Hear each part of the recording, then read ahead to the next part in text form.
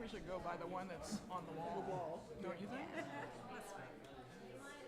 If anybody's here. Okay. Why are some blue and some not blue? Oh boy. What's that? Why are some blue and some not blue? Different accounts. This one. Small Cities Intergovernmental Account, which I That's don't have any the idea what it is. that's the But you're SPLOST, signing This is- away. or that's General the fund. 2 million fund, That's the the Small SPLOST. Cities Fund. That's what they named it. Okay.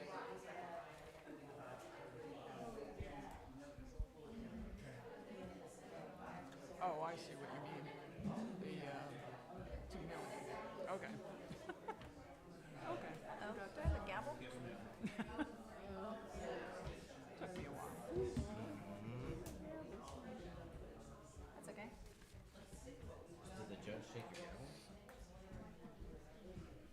Oh, it's right here. All right, I'm going to go ahead and call the meeting to order. Thank you all for being here. This is our regular meeting. One more. Okay. That was a good one. All right, we're going to go ahead and call the meeting to order. Thanks, y'all, for being here. Good turnout tonight. All right, I'm going to start with announcements and communications. I will say we had a really productive council retreat strategic planning session last Wednesday.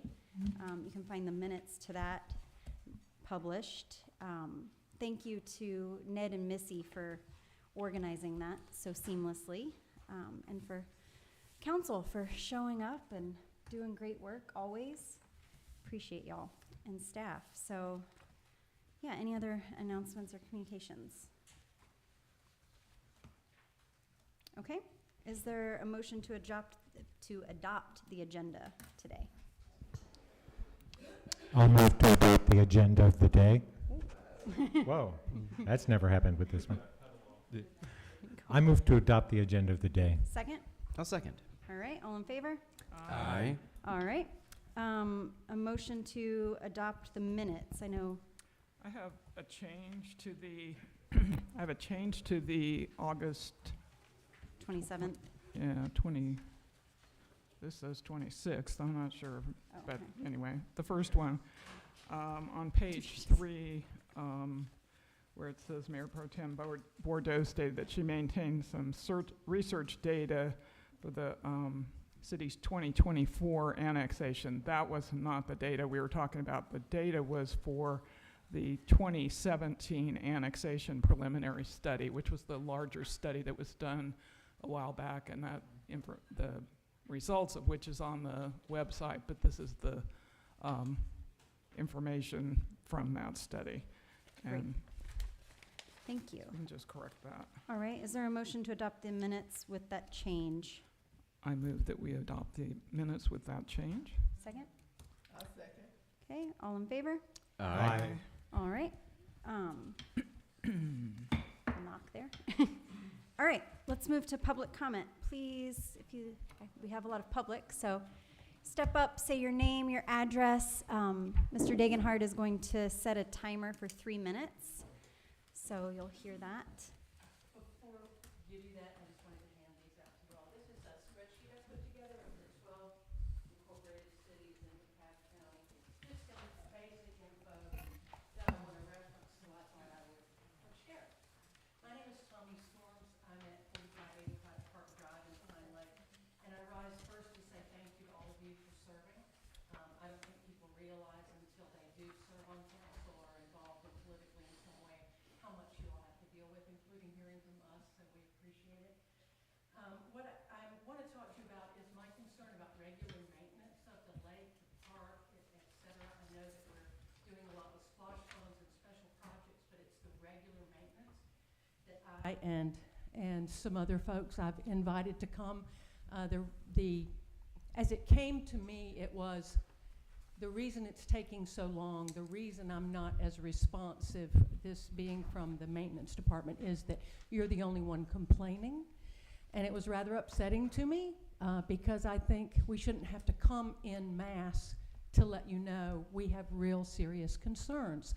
But if that's the standard, I did ask everyone to be here tonight who wanted to speak and take their 3 minutes to talk about the lake and maybe their concerns. So that said, I also want to tell you that I think I broke a rib, so I'm breathing a little funny, and I apologize for that. I'm in a little bit of pain, but okay, so here's my thing. Over 2 years ago, the city placed goats along the creek bank to control the overgrowth. And to contain the goats, the contractor installed rolled fencing, mesh, and metal stakes. And despite the goats being long gone, a lot of that is still there. And that's our backyard, those of us who live along the lake.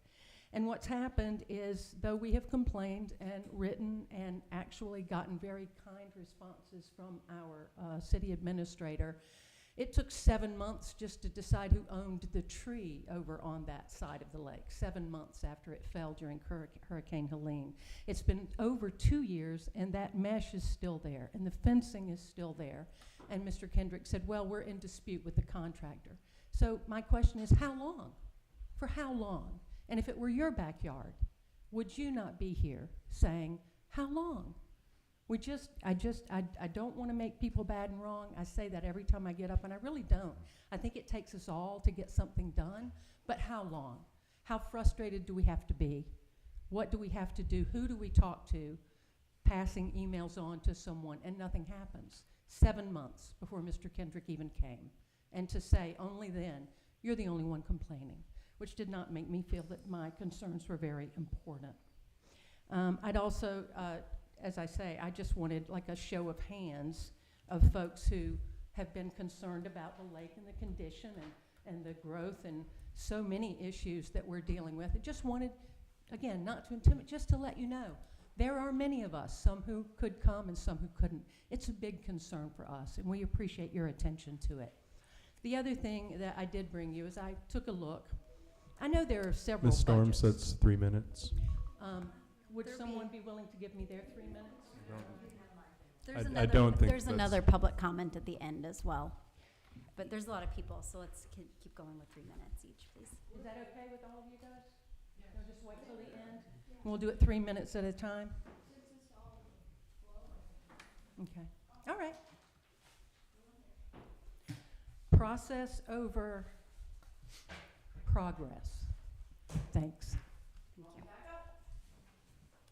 Right. Next. Please step up and speak your name and your address. Thank you.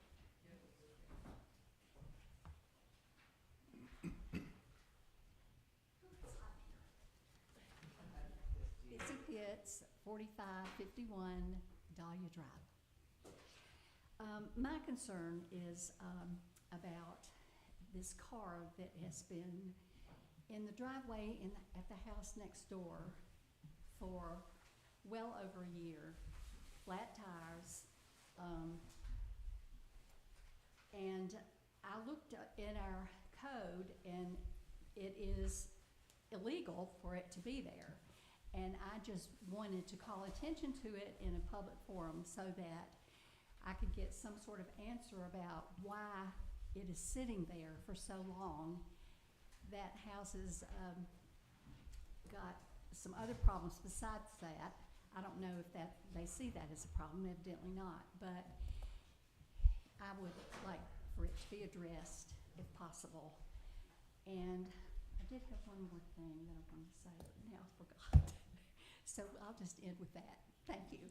Thank you. Thank you. All right. Any other public comment?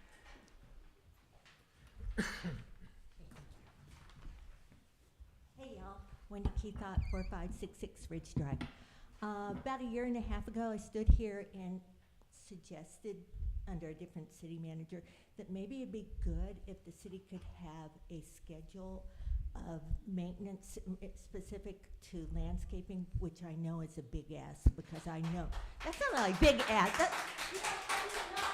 yes, I said big ask with a K. Stop, please don't do that, let's be civil.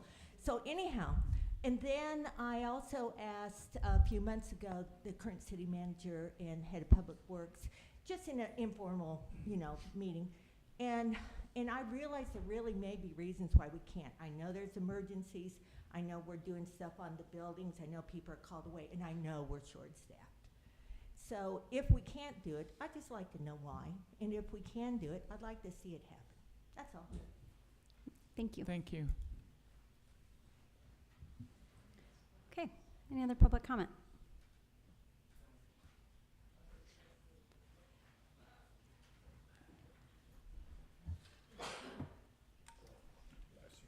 Bless you.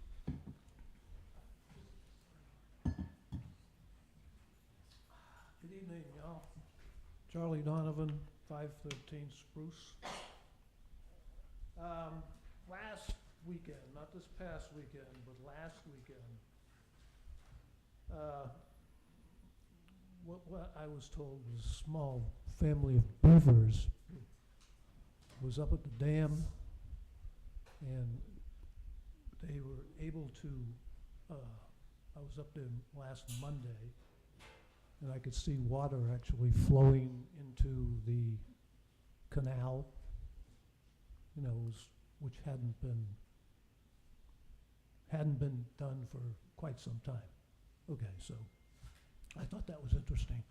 So the next day, water was still flowing. It was in the canal, heading downstream. And by Tuesday, I think, it was into the wetlands, the eastern wetlands.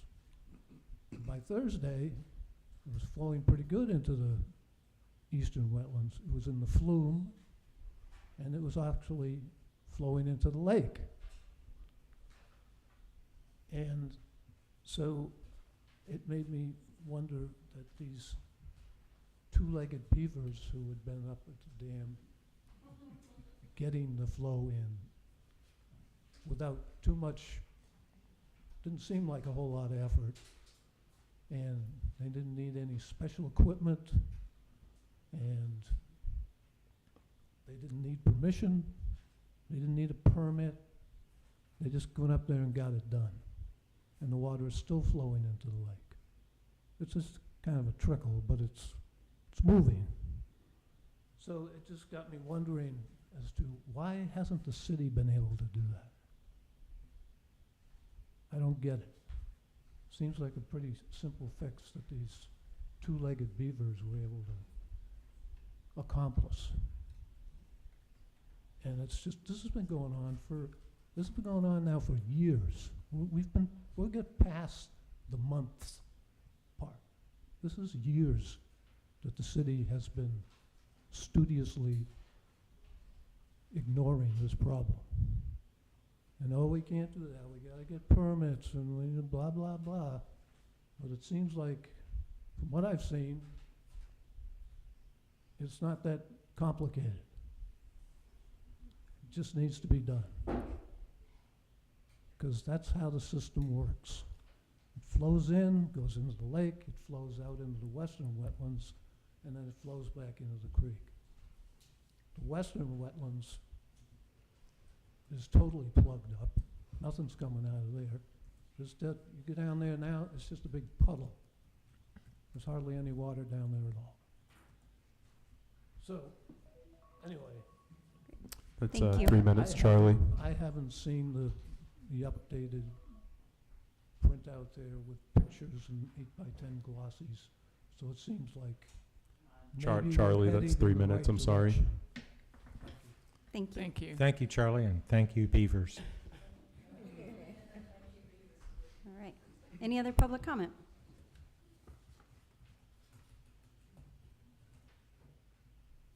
You're welcome to come up to the podium.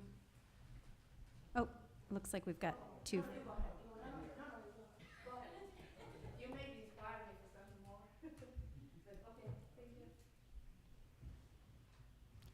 Just state your name and your address, please.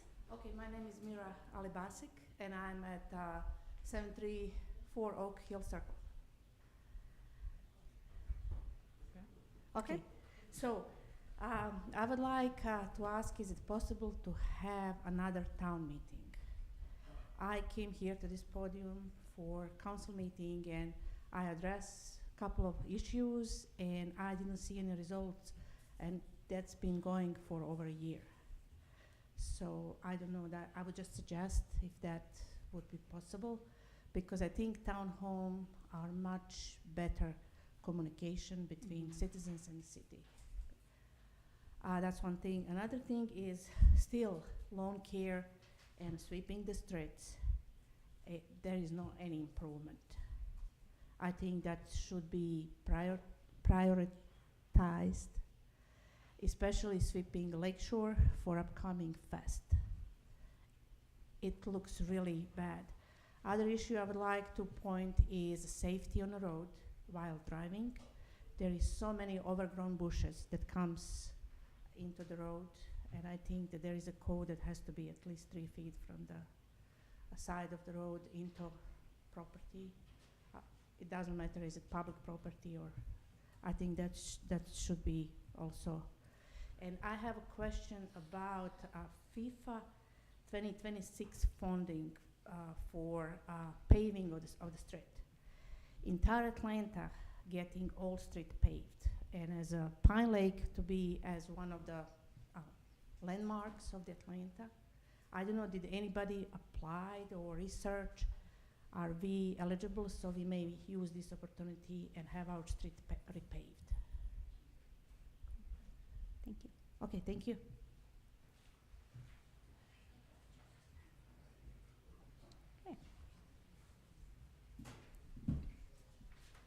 Kathy DeNarberga, 4641 Ridge.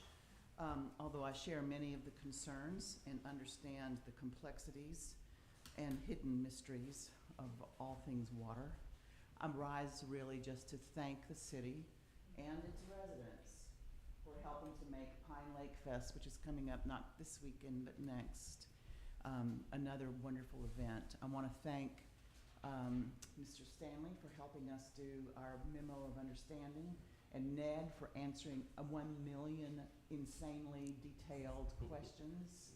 I want to thank Bernard for helping us try to manage this weather-related, anyway, working really hard to get the city ready for 3,000 visitors this coming weekend.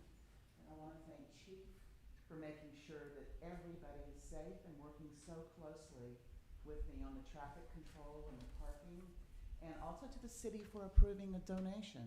It makes an incredible difference. And I also want to thank our attorney who looked at our contract and is keeping us out of trouble. Every single person at the city has done their part to make Pine Lake not a success this year, but for, I don't know, how long has it been now? Like 20 years. 30 years? Holy crap. And I also want to recognize that probably 3/4 of the people sitting in this audience have already signed up to be a volunteer. I see Lake Fest as that uniquely wonderful moment when we can show our city off, we can come together as a community around a common purpose, welcome people who we haven't met into our midst and make them feel welcome. I can't tell you how many people will come to Lake Fest and say, "Oh, this is beautiful. You were so lucky." And they are genuinely happy to be there, and we are genuinely happy to meet them. So I just want to thank everybody. As most folks know, this is my last year as the supreme divine being of the Queen. So we're looking for new, younger leadership, or even middle-aged leadership. And I'm sure that we'll be a great success. But I just didn't want the moment to pass, because the next time you meet, we'll be telling stories about which drunk fell down in the road this time. Although, because of Ned, our people are now properly trained. There will be no over-serving. The aftermath is something completely different. So I just wanted to take this moment of appreciation, gratitude, and heartfelt thank you. Thank you. Thank you. Thank you, Kathy.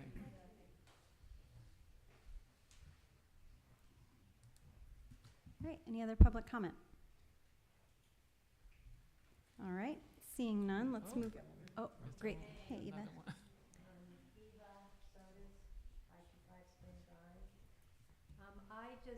I of course, I have the same concerns everybody has brought up, but I also have been concerned because because of how many people have moved or are moving. And a lot has to do with the taxes or cashing out because people have been able to sell their homes for a lot more than they could.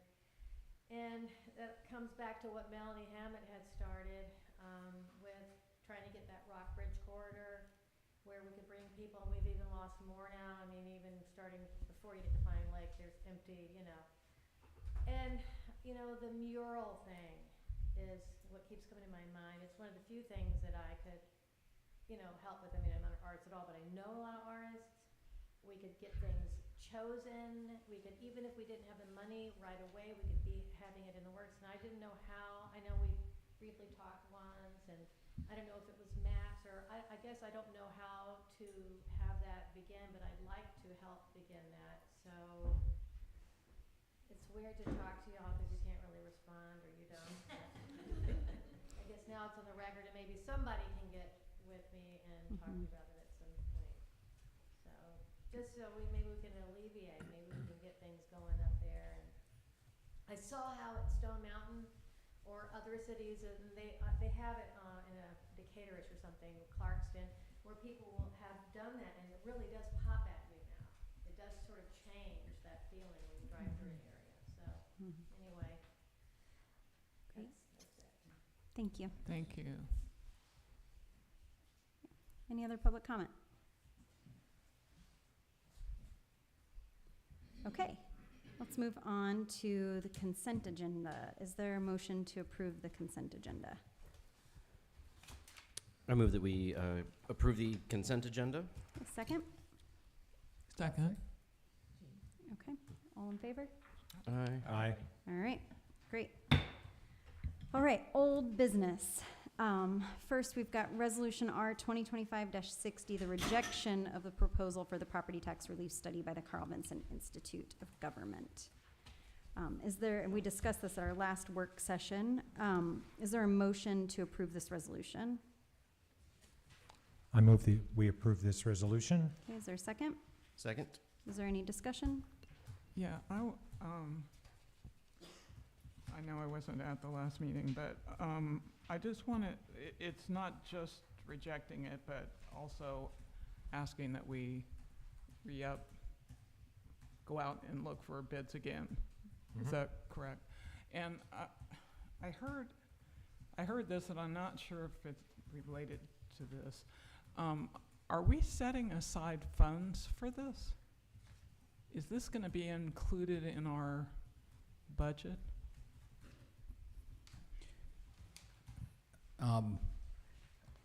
I indicated on the council agenda memorandum, and for the public, that's the communication that I write to the city council in their consideration of action items.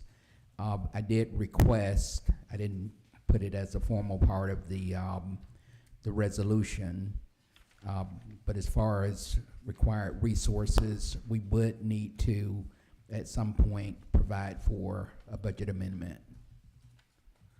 So I don't really quite understand why we would have a budget amendment for something we don't have, well, that we haven't passed and or we don't have an amount for. I heard that, but it didn't sink in, and I'm not understanding why we would do that either as a budget amendment to 25 or as a budget item for 26. And that's what I want to get clear, because I don't agree with that. So is that, I mean, Well, I is there would any say, other comment on that? I would say that it was an omission on my part when we initially went out. Now, as a given, I really had no idea of how much it would cost, but after we got the Carl Vinson Institute proposal back, we do have some idea, at least from that particular vendor. It was $42,000. So I believe the cost, even if it's a fraction of that, when we go back out, that it's going to be enough that requires that council says what it is willing to spend on such a study. So in terms of process, we spoke about this at the work session last time. This meeting, we would reject this proposal, and if we want to approve or initiate a call for proposals or to solicit more quotes, we'll discuss that at the next meeting and then initiate a formal process. Is that right? No, that's in the resolution. The way that the resolution is drafted now, that action would be directing, and I believe in concert with the discussion, at least for those who were present at the last work session, to reject the current proposal and direct staff to put this out for proposal to a wider group. And we're rejecting this because of the cost of it, $40,000, and so we're expecting this to be on some level less than that. I would assume we're looking for a quote that's less than $40,000.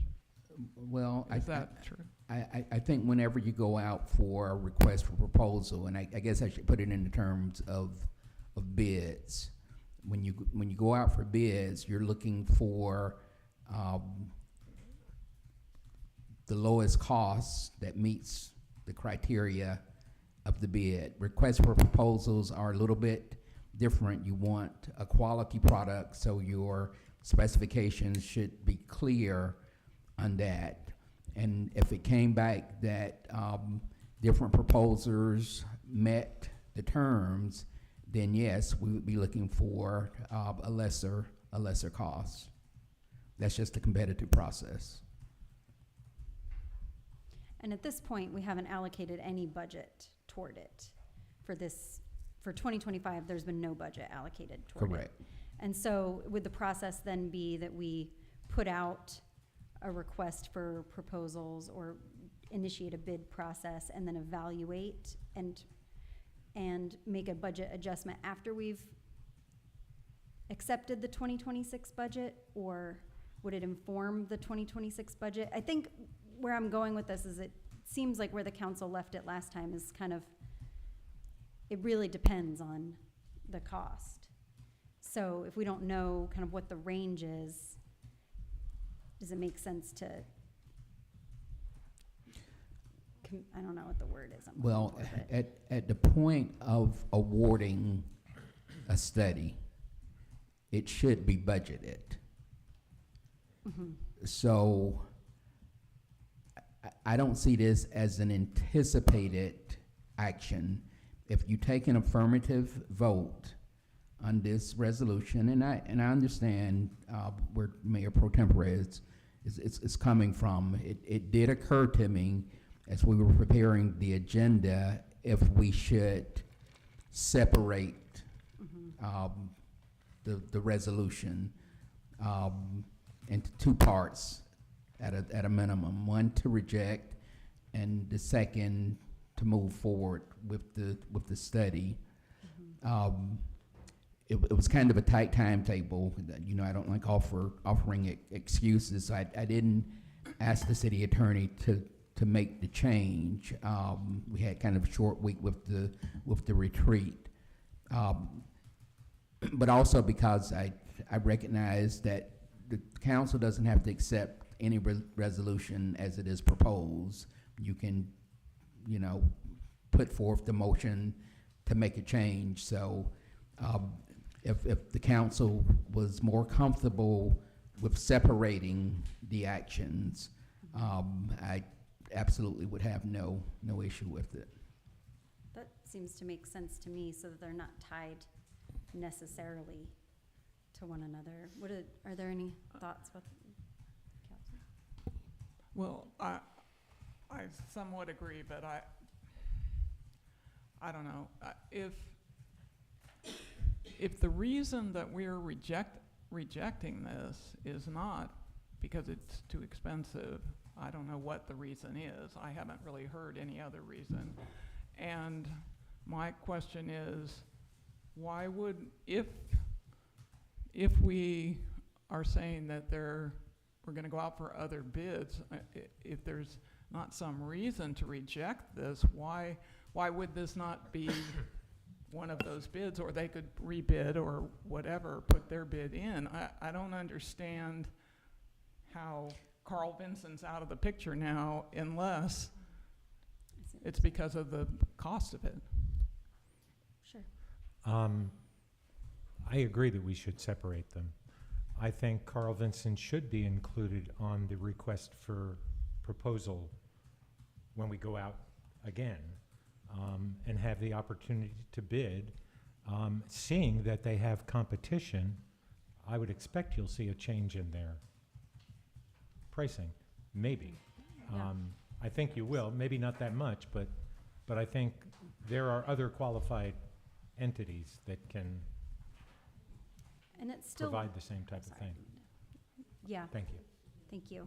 I agree. I think we should separate them out, and it still raises the question of how much is, I think separating them out so that we're rejecting the proposal that we currently have, and then maybe putting it on the next work session to think about how we want to approach it moving forward, putting out a request for proposal, and then also, I think, putting the discussion on the table of how much is council willing to spend to even consider moving this initiative forward, because currently we've got a bid for $40,000, or a proposal for $42,000 for a study, which we've discussed a lot about how it's imperative that we get the information because we're legislatively binding ourselves to this in perpetuity. So we need to really understand what the short-term and the long-term impacts of this are going to be, right?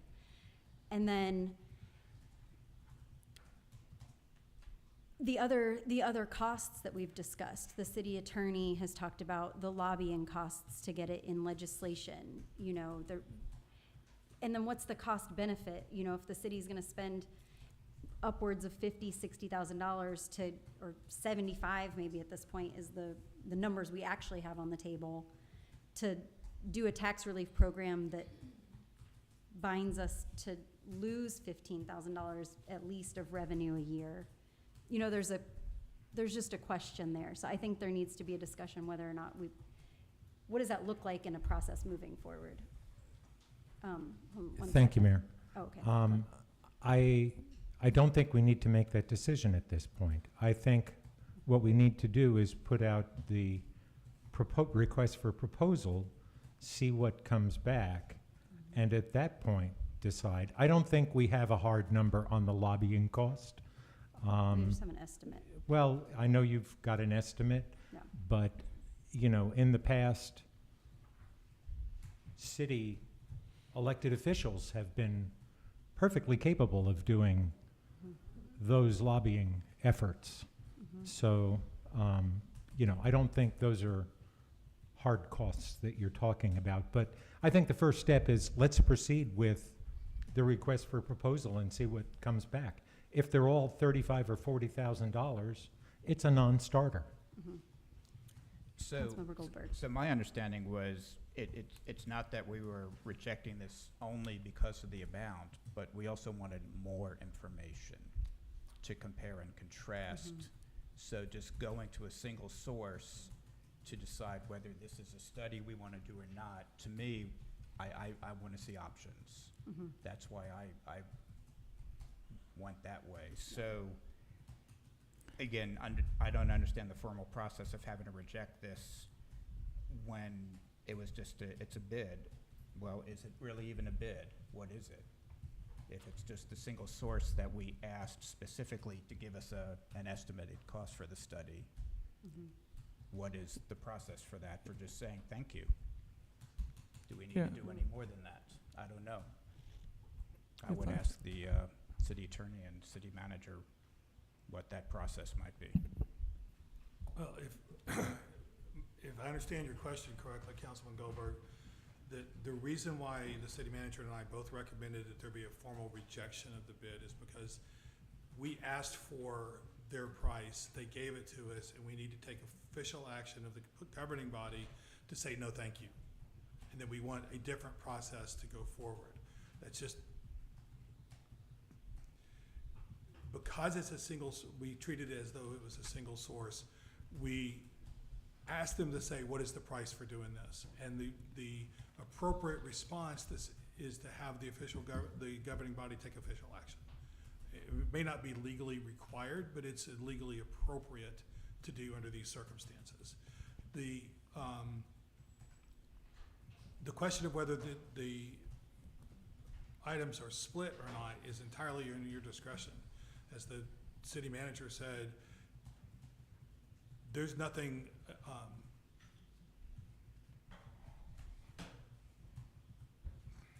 and I'm struggling with what the word I want to use is.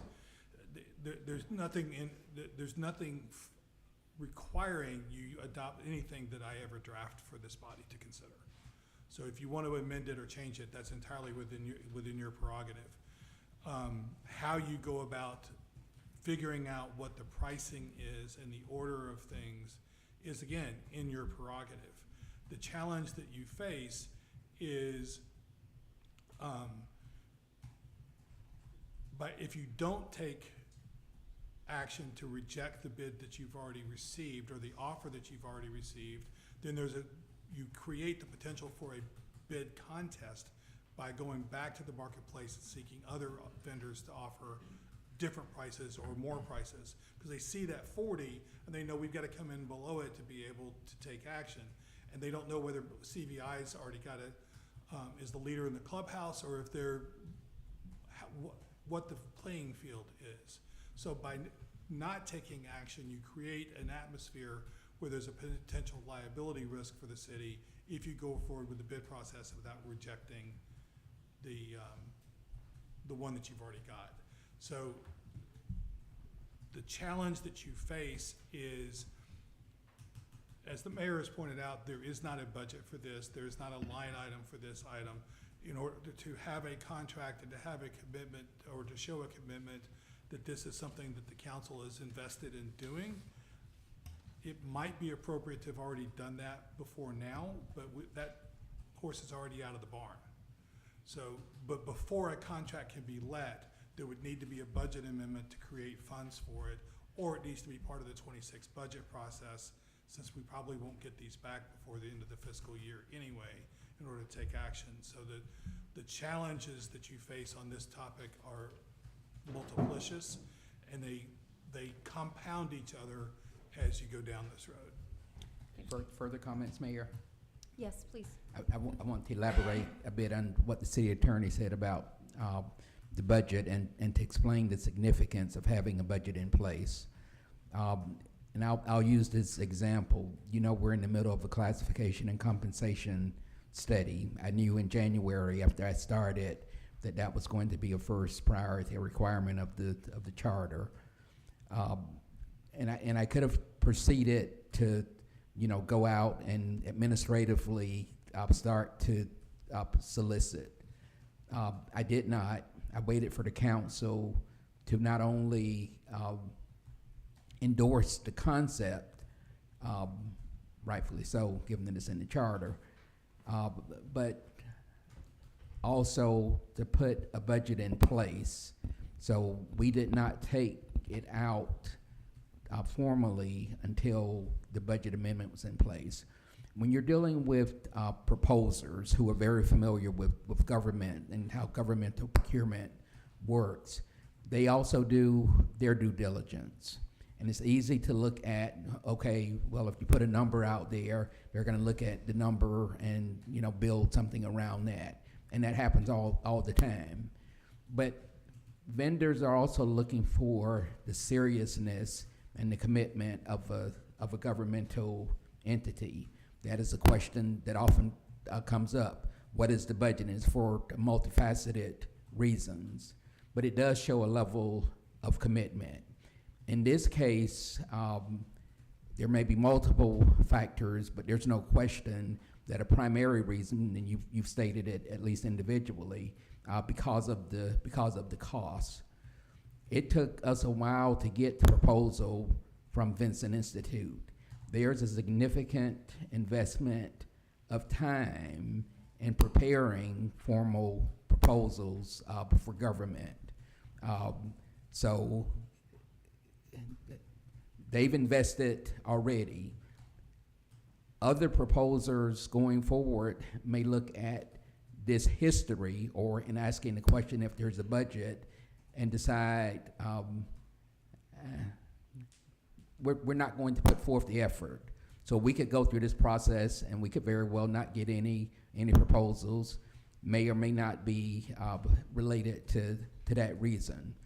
So again, a budget isn't required, but it does show a level of commitment of the governing body.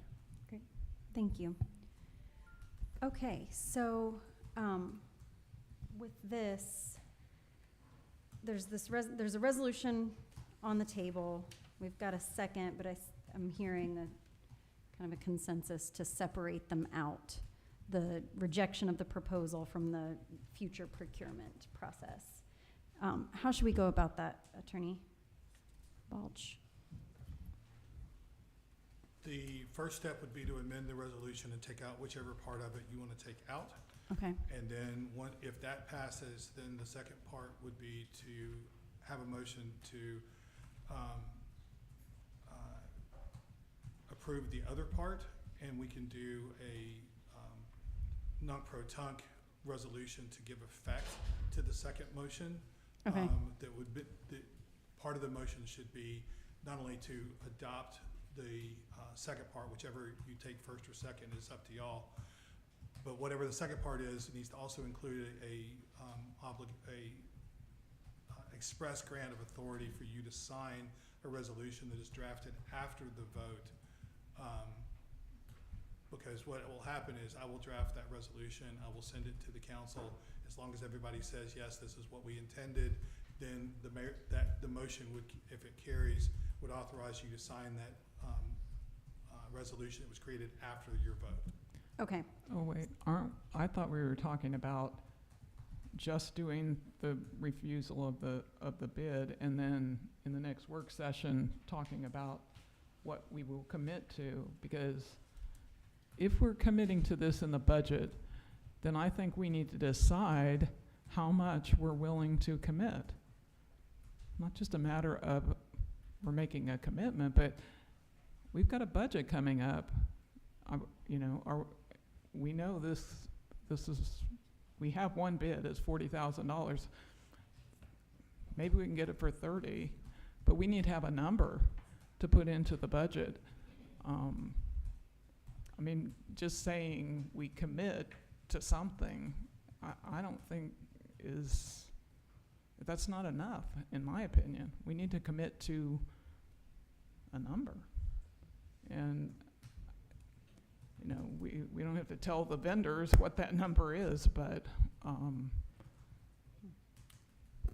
I think that's... I don't think those are necessarily mutually exclusive. I think we can get an RFP out, request proposals from other people, then, and still at the same time, next work session, start the conversation about Okay, that. well, if you want to do that. That would be my thoughts. But I agree. I think if we're going to do this, we need to, we need to do this the right way. So is there a motion? Should we withdraw the motion that's on the table and make a motion to amend the resolution that's before us? Anyone? I'll make the motion that we remove the resolution before us in order to amend it into two separate resolutions, which we will then... Or just to remove the part that binds us for the RFP process and just have this resolution, R 2025-60, just reject the proposal that's before us, and then we'll discuss the rest. Yes. Okay. That is my motion, to remove this resolution. We got that, Ned? Okay. Is there a second? I'll second. All in favor? Aye. Okay, great. Thanks, y'all. That was a little confusing, but I think I followed. Okay. Resolution R 2025-61, the employee health. I'm sorry, real quick. All I got was the motion to separate the two. Was there a separate- motion to, and were we to- voting on the rejection as well? Oh, sure. That's what I heard from Chris, was that we needed two separate motions. Let's do that. Okay, so is there now a motion to accept resolution R 2025-60 as amended? I move that we accept the resolution as amended. Okay, second? I'll second. All in favor? Aye. Whew. Robert was a real Thank you. complicated dude. Okay. That wasn't very orderly. Do we need another resolution at this point to approve the RFP process? Don't think so. Is that what we were gonna discuss next time? Is that what I understood?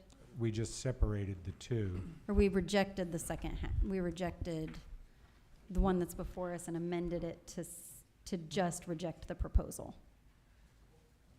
Is what I believe we just did. Is that true? We just That's what I rejected the current proposal from Carl Vincent. Yes. Okay. And separated out. We Separated out the other amended the piece. proposal to remove, or the resolution to remove the RFP process from it, and then we approved the amended resolution. That's what you have recorded? That's what I have recorded. There's no motion made on the RFP, RFQ process. Okay.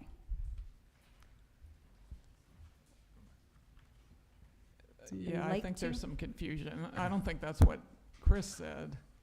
And that's what I was asking is, you know, aren't we going to do that in the work session? And the thing is, I guess my other thing is, if we're going to separate them out and have them in two, I mean, if we're gonna do both of them tonight, why do we need to separate them out at all? And it's Mhm. the same thing. So, I mean, that was my intention, was to separate them out and have the discussion next work session and vote on it. And then Get make a new make resolution for the RFP. That was my intention, but That's what I heard we've from already got you that as well, Jeff, is that correct? I thought I understood that we would It's confusing. reject the proposal, Mm-hmm. amend it so that they're separated, and then move forward with the RFP. That's That was what my I point as well. understood from our city attorney. So And that's that's what that's what I was yaying.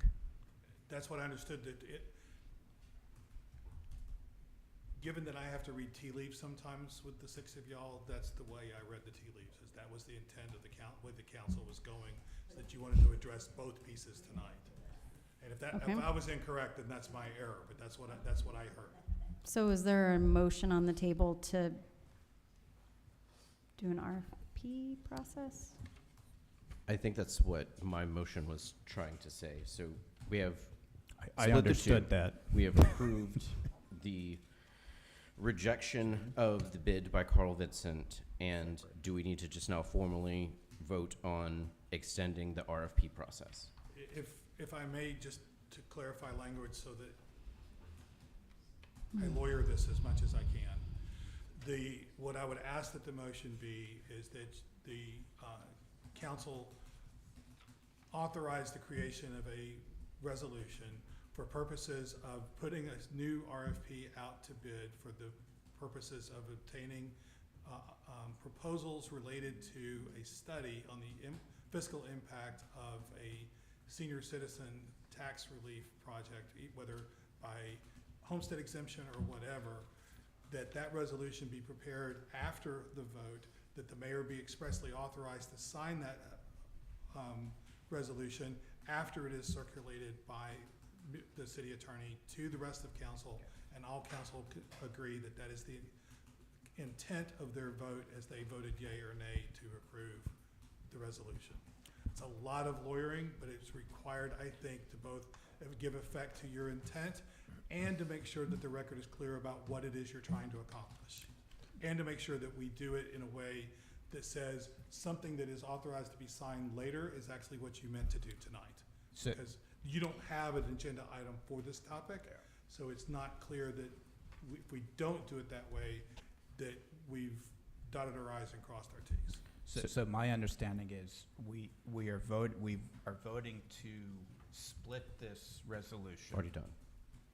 We already did that. We already did did that. that. Right, I just want to make sure we all understand it the same way. And then we have voted to reject We've done and that. then authorize the RFP. Which I'm going to do right now by saying, I make the So we're motion doing that we three separate- authorize the creation of a resolution that will create an RFP process Can I for the make it easy purpose. on you, Councilman? Yes, you sir You can. can say, I move that we adopt the resolution as articulated by the city attorney. I move that we approve the resolution as proposed by the city attorney. I second it. Is that good enough? Discussion. Yes. So,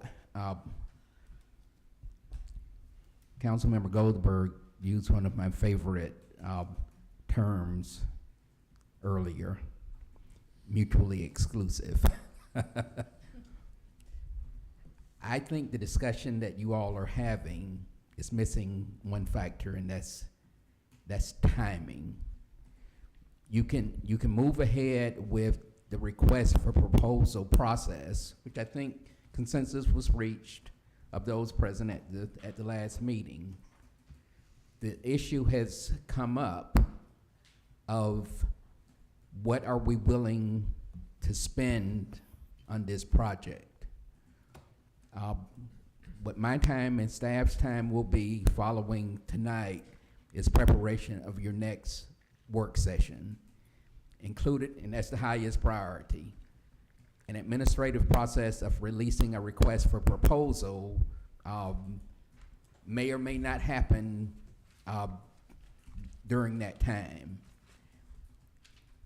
Being a professional city manager, the point that I made on a budget being important, and I used the example of the classification study, I wasn't willing to move ahead with the process because it is an administrative process until I had city council's not only informal commitment, but a commitment with dollars. It's the way that procurement is usually done, because this isn't just us. It is the universe of people who might be interested in doing business with the city. I do believe that we need a discussion and direction on the council on a budget that you're willing to put forth. Now, I wouldn't say that going out with the RFP has to wait on that budget amendment, but I do need some indication from the council on what you're willing to spend. I strongly believe that it is unfair to the universe of potential vendors to go out a second time,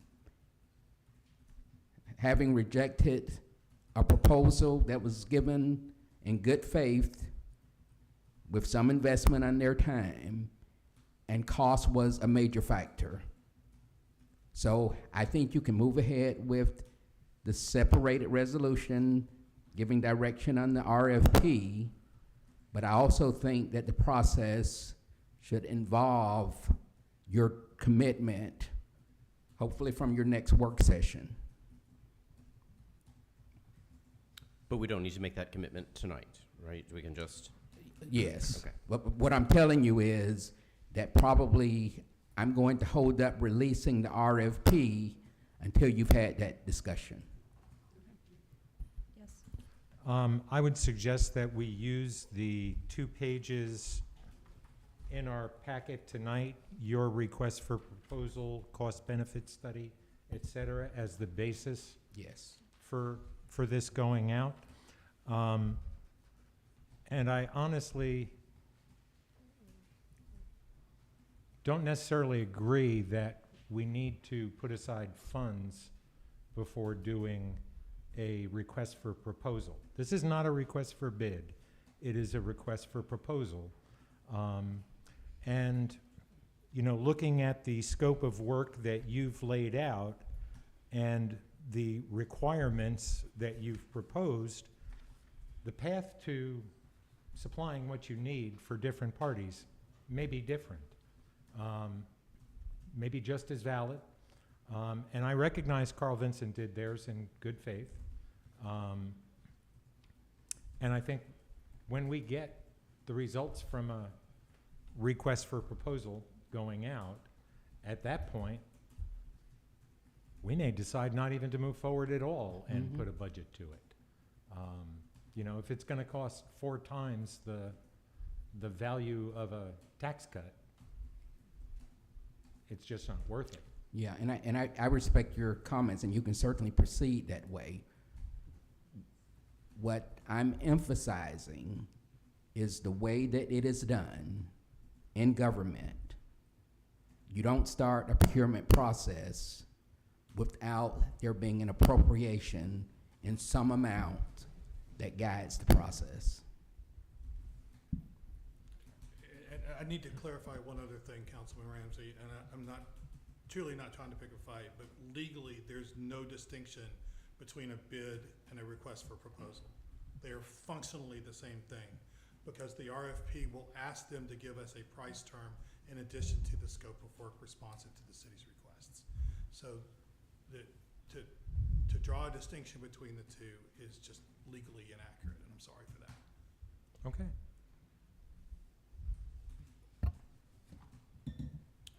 Any more discussion about the resolution that is on the table as articulated by our city attorney?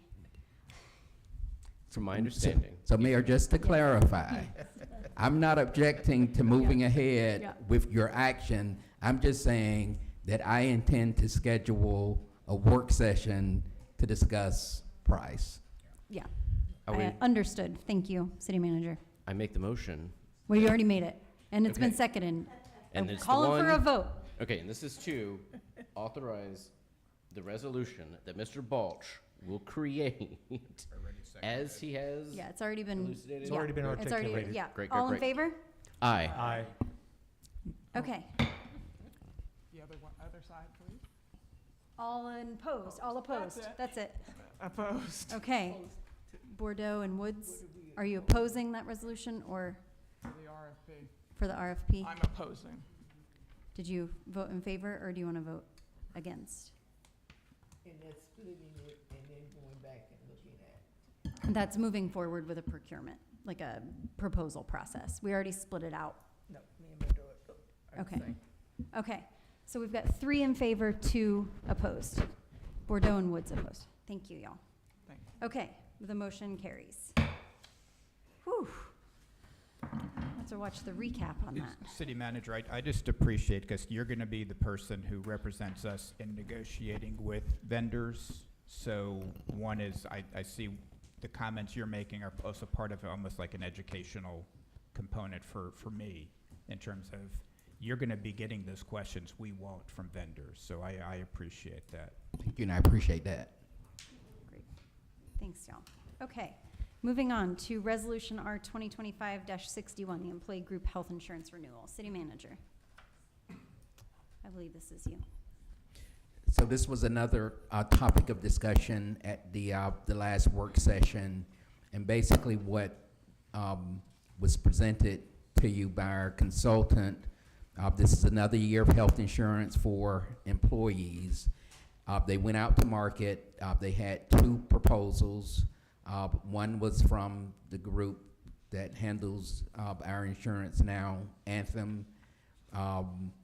Anthem actually reduced their initial proposal from an 8% increase to 4%, and I'll tell you, health insurance to avoid a double-digit increase is good from any given annual period. We had a second proposal from a group that actually reduces our cost. I think it was maybe $10,000 roughly estimated. The risk was not being a part of a larger association, and so 1 year of bad experience could take our health insurance costs out of control. Now, that could happen in any scenario, including with Anthem. I ultimately, after consulting with employees and talking to council at the work session, recommend that we stick with kind of what we know from the experience that we have had, and for the most part, it was the recommendation of the consultant as well, to avoid more risk than we need to for a year from now. Great. Thank you. Is there a motion to approve Resolution R 2025-62 for, or sorry, -61 for the Employee Group Health Insurance Renewal? I'm going to abstain until after discussion. We have We're to- just, we we just have to have a it on the motion and a table second first. to have it on the table. I move that we pass the resolution for the new medical. Employee group Wait, health sorry, insurance I don't renewal. know the You're number. fine. There it is. R 2025-61. Okay. Is there a second? Okay, discussion? I am a little confused now that we're in discussion. Now we're in- Because when we last spoke, I thought that we were going to go with Angle, which, as we discussed, is the $13,000 from lower than what Anthem was going to say, but not just because of that, but because the deductible for our employees would be lower and the copay would be lower, and everything was going to be. So I thought we were going to go with Angle. So when I read that we're going with what we have now, because, as stated, the main variable considered is Angle being new to product, presenting a potentially higher rate increase with no guarantee of competitive alternative or loyalty benefit.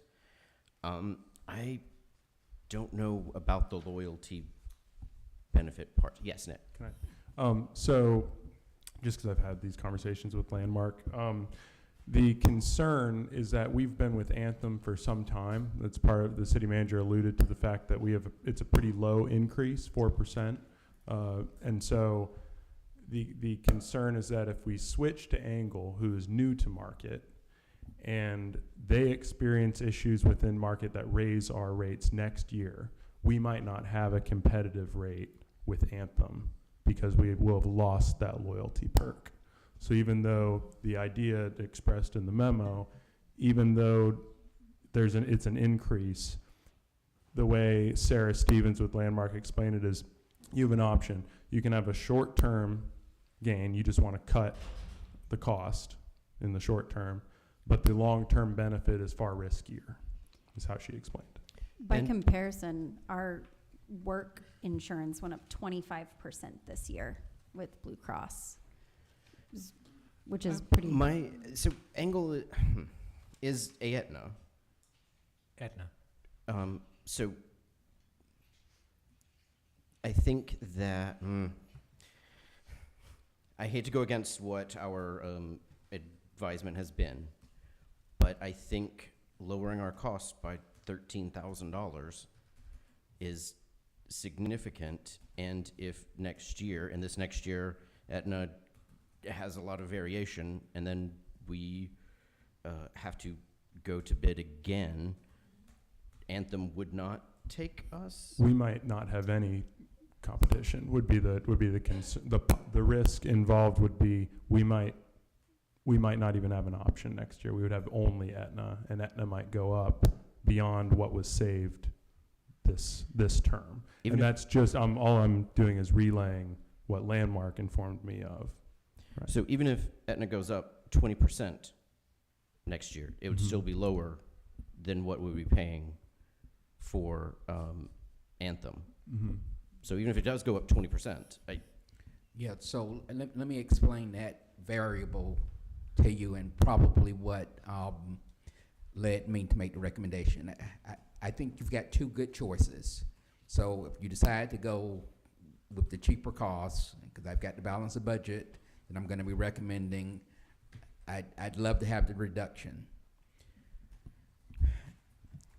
It's less about Aetna, who's with Angle, the underlying insurance, and Blue Cross Blue Shield, who's with Anthem. It's about the type of insurance carrier that we would be changing from. With Anthem, the city of Pine Lake is a part of a larger association of organizations that participate. And so if you take an example of a bad experience in Pine Lake, let's say something happens to one of our employees and it is one of those costs of health that is just excessive. And being a part of a larger association, those costs are mitigated because it's shared with the larger group.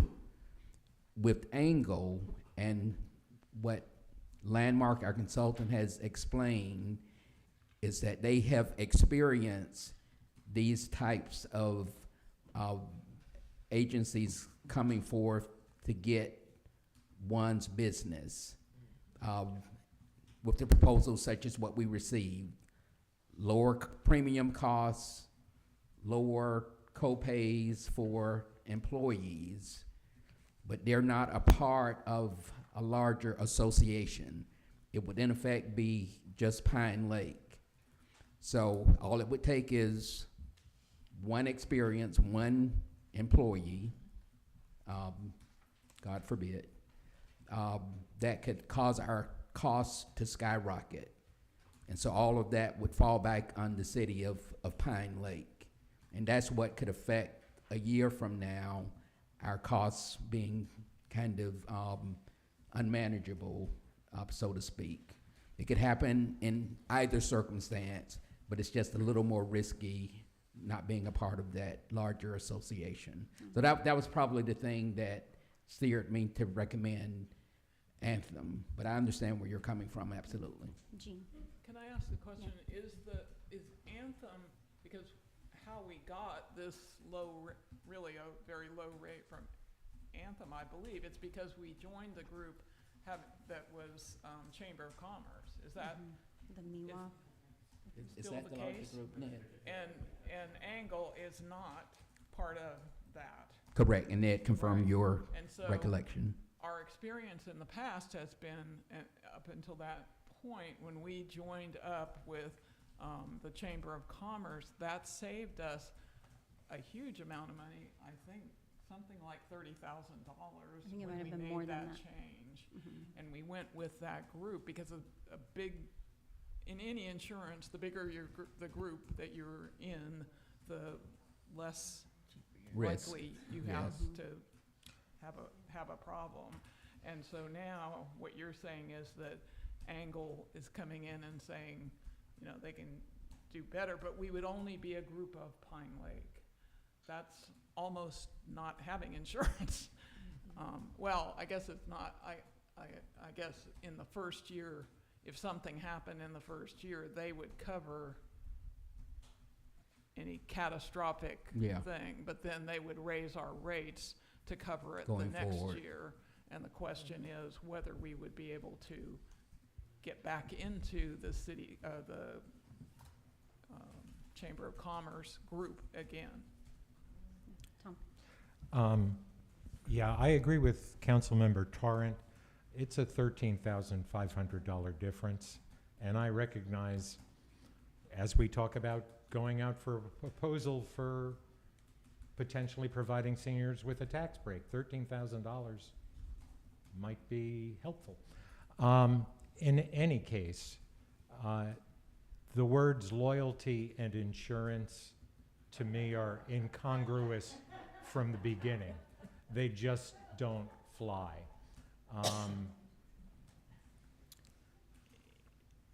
Your own homeowner's insurance, your own car insurance, if you're not changing your carrier every 3 years, you're going to be seeing double-digit price increases.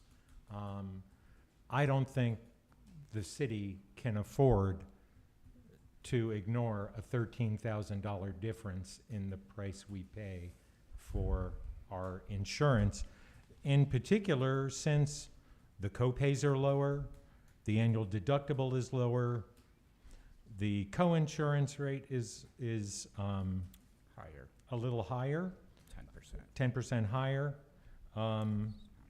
You know, it all in all,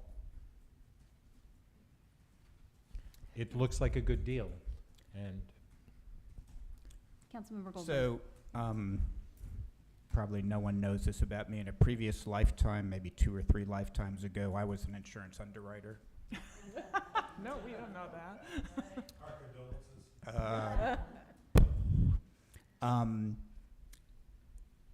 The notion of today's premiums are collected today to pay for future claims. That's how actuaries work. So what we are paying for this year is not for this year's claims, it's for next year's claims, and so on. The larger a group who are paying premiums is how you reduce cost in insurance. If we are in a group of one where we have how many? 9 employees, versus we're part of a chamber of commerce where there's hundreds of people paying premiums. That's how insurance works. You share that burden across as many possible people as you can. Now, it's a short-term versus long-term perspective in terms of right now, the 13,000 looks great. I just got my insurance increase from Anthem. It's 20% for Medicare, for my Medicare supplement. Rates are not going down ever with insurance. But when we're part of a group, we benefit in the long run from that. That's the secret of how insurance works. The smaller the pool, the higher your increases are going to be.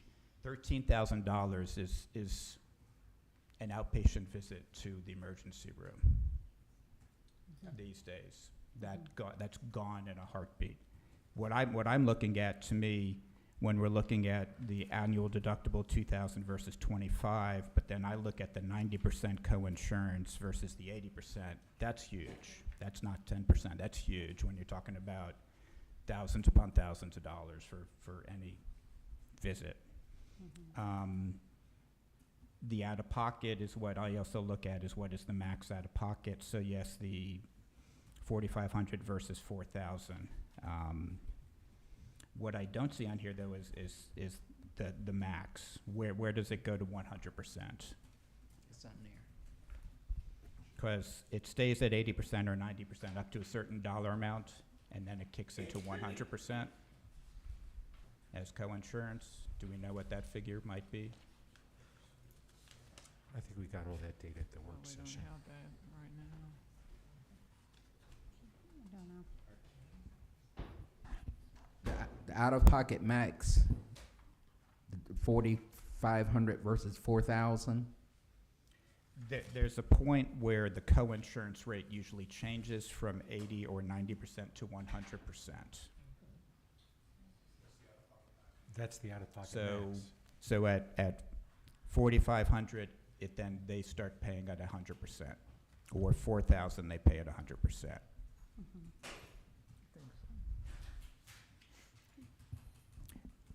I mean, to me, this is. I mean, you look at the $13,000 cost savings, and we don't know what next year's going to be, other than we know it's going to go up. I personally would rather be part of a larger group, because then that risk is shared amongst more people versus a small, tiny group of 9 or 12. So yes, the savings is lovely, Yeah. but Mr. Hawthorne, Augusta, one second. Sorry. Thanks. Yeah, it just seems like if we, I kind of agree, because it looks good now, but I've had insurances where I'm like, oh, this looks good this year, it's low, and then by the following year, it was kind of bait and switch. Next year, I'm like, holy mackerel, my insurance is tripled, you know, and like you said, they come in low to kind of get you, but I think steady and having the security that we might not have super increases if something happened to someone, I think is on the safer side. So I agree with Councilmember Goldberg about that.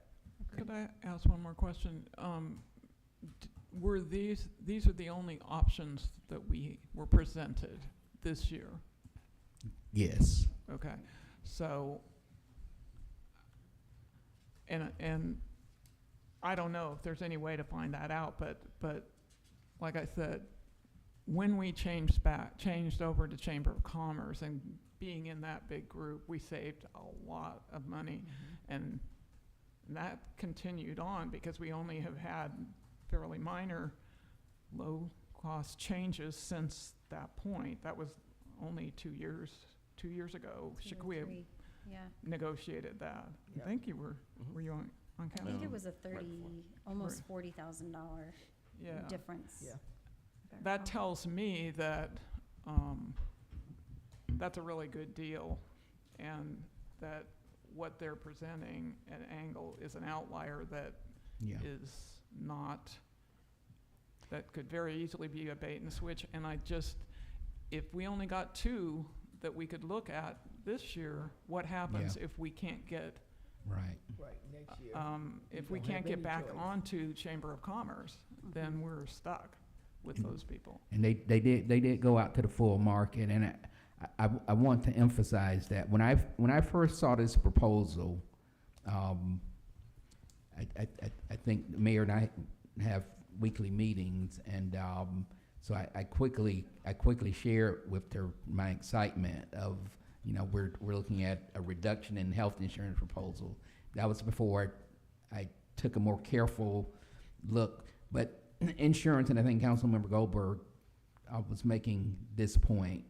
I'm a layperson when it comes to insurance. And one of the reasons that we've got a consultant is because of the expertise that they bring. I will tell you, they recognize and respect that this is the governing body's decision and even my recommendation as a city manager, but they are clearly trying to steer us from this proposal. Okay. One clarifying question. With Angle, we're talking about it as its only clients, and is that correct, that it's a company that exists only for this small town? I don't understand how. That's not how it works. Yeah, but why are we talking about it as With if we're? Anthem, we get, it's with each group, or with, sorry, what is it? Not Anthem. Is it Anthem Yeah. that we're talking about? Yeah. Okay, sorry, my brain just spazzed. Anthem Angle. Anthem Angle. So we get, it's called a MIWA, I believe, right? Where you're part of the Chamber of Commerce and you're with hundreds of potential other companies. And so your insurance pool is much bigger on your policy. You're part of the same policy, essentially. If we're on Angle, the policy holder is just Pine Lake. It's not the big group. So it's a company of 9 people, basically. Right. Is that, And the I way don't know that if I she did that described it justice. was we would really be just self-insured, Right. going with Angle. So the danger of that is if, with Angle, if we have one catastrophic claim, that will impact next year dramatically because it's only us versus with Anthem, if there's a catastrophic claim, it's spread amongst everyone who's part of that Chamber of Commerce. So yes, we still will get hit, but nowhere near as much. So Right. you had, I mean, insurance is gambling. You're taking a bet. Are we going to use it or are we not? But we're also using a consultant, aren't we, that, first of all, Aetna is just as reputable as Blue Cross and Blue Shield. In terms of Angle and Anthem, I recognize our position as being part of a group as being an individual purchaser, but Landmark as our consultant would not propose to us something that was irresponsible. No, I disagree with that. Really? Yeah, and going out to market, we trust them to go out, in effect, to do the bid or the RFP. They have an obligation to bring back the results of the market. So they're not recommending Angle, they're just presenting the results of their bid on our behalf. I understand that. Are they paid a percentage of our expenditure?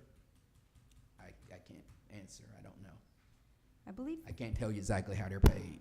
for our MIWA, they're paid per person enrolled. It's just a flat fee per person regardless of the policy, not a Landmark percentage. is?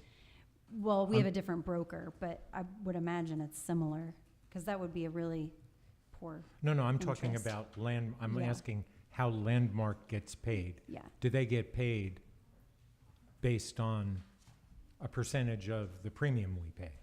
That's the way most insurance folks get paid. Right. I'm speaking to the one that my company's part of, which is Okay, also a that's- broker. Similar to Landmark, it's a different company, but they're a per-person brokerage. So I don't know, I'm just saying, Okay. it's not a clear assumption.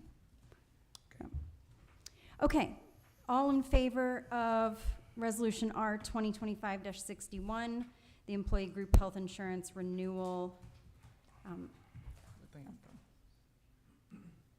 in favor? Call. We're voting on. We're voting on the resolution on Anthem is what's proposed. So all in favor? Okay, all opposed? Okay, the motion carries. Great. Thanks, y'all. Okay, new business. This is our resolution R 2025-62 for the Local Maintenance Improvement Grant, LMIG resurfacing project. Mr. Kendrick.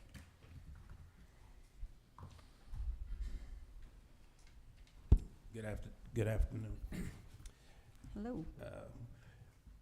We put out a bid for services related to resurfacing in July.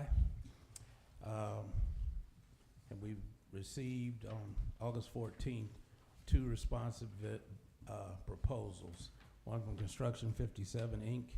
and Shepco Paving Inc. Construction 57 was $363,125. Shepco Paving was $383,104.75. The first iteration of this proposal that went out, all 4 bidders were deemed unresponsive. We brought those to the council. They rejected the bids, and we put them back out, and we received these 2 bids in response. So staff is recommending, the streets that will be paved under this bid will be Lakeshore Drive from Park Drive to Spruce Drive, Spring Drive from Lakeshore Drive to Rockbridge Road, and Poplar Road from Spring Drive to Rockbridge Road. Staff recommends awarding the bid to Construction 57 Inc. in the amount of $363,125. Okay, we'll start with the adoption of the resolution, R 2025-62. I move that we adopt this resolution, R 2025-62. Second? I'll second. Okay, discussion? Question with, I know the original RFP was to do, I think, most every We road. kind of tested the waters Right. to see where we were at. We went out with 13 streets. Bids ranged from pretty much $900,000 to about I think I recall $1.6 million. All of the bids, after they were evaluated, had some type of flaws that wouldn't allow us to move forward. So we kind of rescoped the project, reduced the scope of work, as a matter of fact, and prioritized some roads, and it came back as we have here. Okay, so 2 questions. One is, are you then having long-term plans to plan to pave the additional roads that were not in this one? As the funding becomes available, we have kind of outlined the additional roads in our community investment program. So, with the way prices are changing now, it's kind of, a wait and see type of issue. As you say, it's hard to gauge at this point. Yeah. And second question, with Lakeshore, I know we have one of the concerns I think you had brought to us before was that some of the roads weren't on the list because we were still trying to get a hold of DeKalb County to deal with manholes that were sinking. Yes. But there's a huge one on Lakeshore, that I remember, that basically swallows cars. Where? I'm sorry, on Park. Yes. Park. Yeah, Okay. that's one Yeah, of the that's ones my that question. we've alerted DeKalb County. They're getting ready, I think it's tomorrow, they're starting a survey of roads and They are. yes. And I Yay. think that's part of the project. But those, with those collapsing center lines, Yeah. those are not on our list to Okay. be paved. Got it. would be prudent to pave those until they finish that I have underground work. I've lived here 27 years and I still get street names confused. It's a big place. There's a lot of them. Yeah. I just know you turn left, you turn right, and you're out. Any other discussion? Just Yes, a question, the prioritization looks to me like the streets that are most important in terms of bad weather access and access for emergencies and so forth. I mean, what was considered in terms of the priority of these? Just the biggest streets or? No, consideration leaned on access, ingress, egress out of the community. Prioritization as far as, Lakeshore Drive was a priority because of, festivals and those types of issues. Poplar Road was a priority because it's the gateway into town, but all of the roads had some, issues which allowed them to move up on the list. A lot of it also dealt with the fact that we could actually mill the curbs on the roads, so we could gain that advantage also. Great. Okay. Mr. Kendrick, I appreciate you taking the time and going through everything and saying, no, it's not good enough, and redoing it again. Thank you for that. Looking into your crystal ball, do you have any idea about how long it would take for this to begin once approved, and then how long it would take to get done? Has a preliminary contact with both vendors, but in particular with the person that I'm recommending. They should be out upon your approval before the end of the week, pulling measurements. What we're trying to move forward with is we're getting ready to get into cold weather. They don't run the asphalt plants under 42 degrees, so we're trying to get this in before we got delays with cold weather. We might have issues with rain and those types of things. So we're kind of like in a little sweet spot here, the month of October going into November, where we could probably get this accomplished with minimum impacts. Great. Okay, thanks. Good. Wonderful. Okay. All in favor? Resolution R 2025-62. Aye. Aye. All right. Thank you so much, Mr. Kendrick. All right. We'll move into public comment, and then we'll move on to reports and other business. At that point, Mr. Kendrick will give us an update on the AECom. I'll call you up during my comments. That works. So, public comment.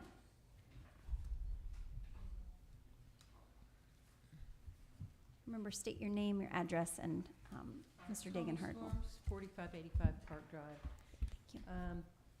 So there are several budgets in a city. There's your SPLOST budget. There's your general operating budget. And looking only at the general operating budgets of 12 cities, I put together a spreadsheet to show that 87% of the everyday things that get done in the city is paid by taxpayers. That's according to the census from 2020, 386 households in Pine Lake. 386 households in Pine Lake is why you're here. It's why he's hired. It's why he charges by the hour. It's why we have a police department, a city manager, 9 employees, 386 households. Of those, 47% are represented by a single person who is paying the taxes in the city. There are apartment complexes that are as large as Pine Lake. They're big ones, granted, but they have an association. They have a neighborhood association. They have festivals. They can do things. I just would like to see the very basics done with whatever other wonderful things that you all work very hard to bring us. I'd like to go around the corner, Chief, right there at Pine where it meets Lakeshore. I think that's probably the homeowner who needs to cut that back. It's hard to see around the corner to turn. It's become so overgrown. There are other places in the city where it's difficult to turn left or right because there may be pedestrians or people walking their dogs. Again, it may be homeowners, and we just need to have a very nice conversation with them, and you're great at that, Chief Green. You know how to, pull up and go, hey, y'all need to cut that back. But the regular maintenance of the city, I'm not sure that there is such a schedule, and I would love to see it. And I'll bet that that Mr. Hendricks would love to see it too, and even get more help from us. I understand he's asked about some plants and how might he manage some of those things. I think the town hall was a great suggestion, and maybe even you, Councilmember Goldberger, breaking out maybe in some work sessions where citizens are talking about specific things that are important to them, like the burn or the creek or whatever. But I would love to see those things happen. But 87% of our taxes, I'd just like to have my backyard not have the trash of the city in it for 2 more years. I don't think that's unreasonable. I really would appreciate that attention. And the last thing I would say is that I understand it might be difficult to get to the bank that is owned it's owned by the city, but it's on our side where the homeowners are. So I do have letters I'll be presenting to you, Mr. Hawthorne, from owners along the lake, not all of them, but the majority, who are open to a conversation about the city deeding the bank to the property owner. And we would agree to take care of it and follow whatever policies or procedures needed to be taken care of. But in other cities, you own the bank. You own it to the Creek Bank. So most of us have letters, and we would love to enter. Maybe that would help. I don't mind. I'll bring in a contractor, and I'll do it the way the city sets its specifics, and Mr. Hawthorne lets us know. But thank you, Ned. I appreciate it. Yes, ma'am. So if that's helpful, I hope that we can talk about it. Thank you again for your time. Thanks. Thank you. All right, thank you. Any other public comment?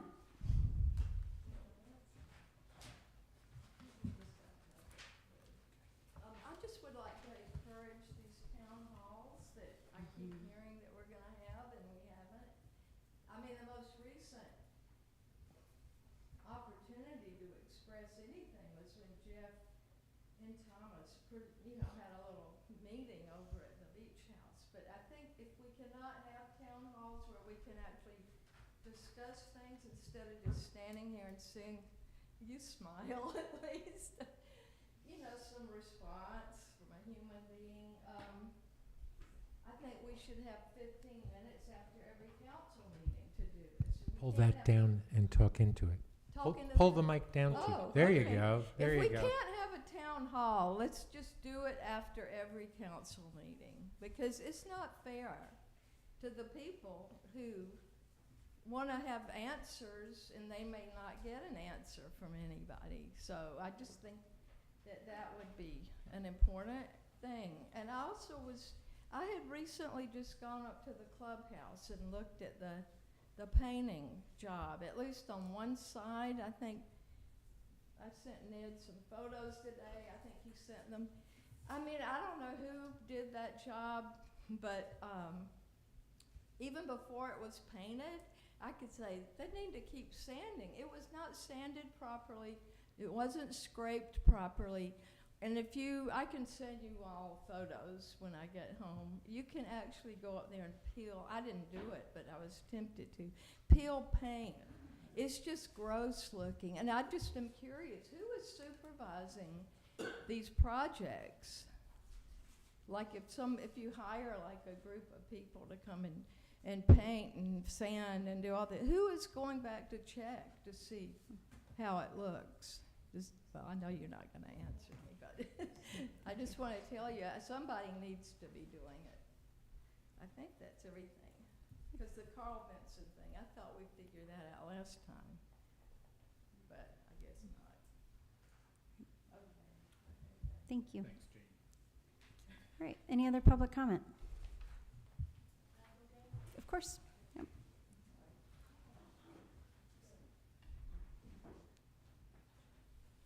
Mira Albasic again. So I would like also point about quality of the work that we get from the contractors. We can just look it around. We paid a lot of money to just redo where we are here, and look at this exhaust vent and those residential kind of air conditioning. Windows are not painted this side. Just start with this building, just what we see. I really think you really have to have some audit and somebody who knows what they're doing to go and check all these projects before contractors are paid. because I don't think they are doing quality work. That's just my 2 cents. And other thing also I would like recommend for city, if we could have businesses on Rockbridge to manicure lawns. I don't know how you can enforce that, but I think they owe us that. Like, there is a big church, they change the owners, they don't trim, they don't cut properly. There are several businesses. So I think if we address that, we can start to uplift expectation, and it could be better. Thank you. Thank you. Thank you, Mayor. Great.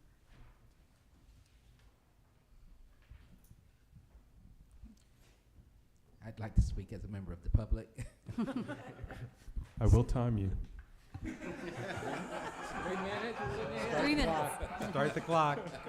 Good luck with that. Stanley Hawthorne, 425 Allgood Road. We'll move the cot in. While our neighbors are here, and I have to tell you, this is as many of our neighbors that we've had out at a council meeting, and we've heard you. And one of the things that I asked our acting city clerk, Dagenhart, to do, we produce an action item report, as the council knows. So he will be capturing all of the comments and questions, and we will be responding accordingly. And we'll make sure that's shared with those neighbors who asked or commented. Great. Thank you all. Thank you. Great. You still have time. Thank you.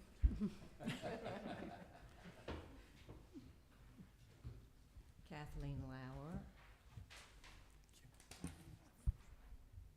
513 Spruce Drive.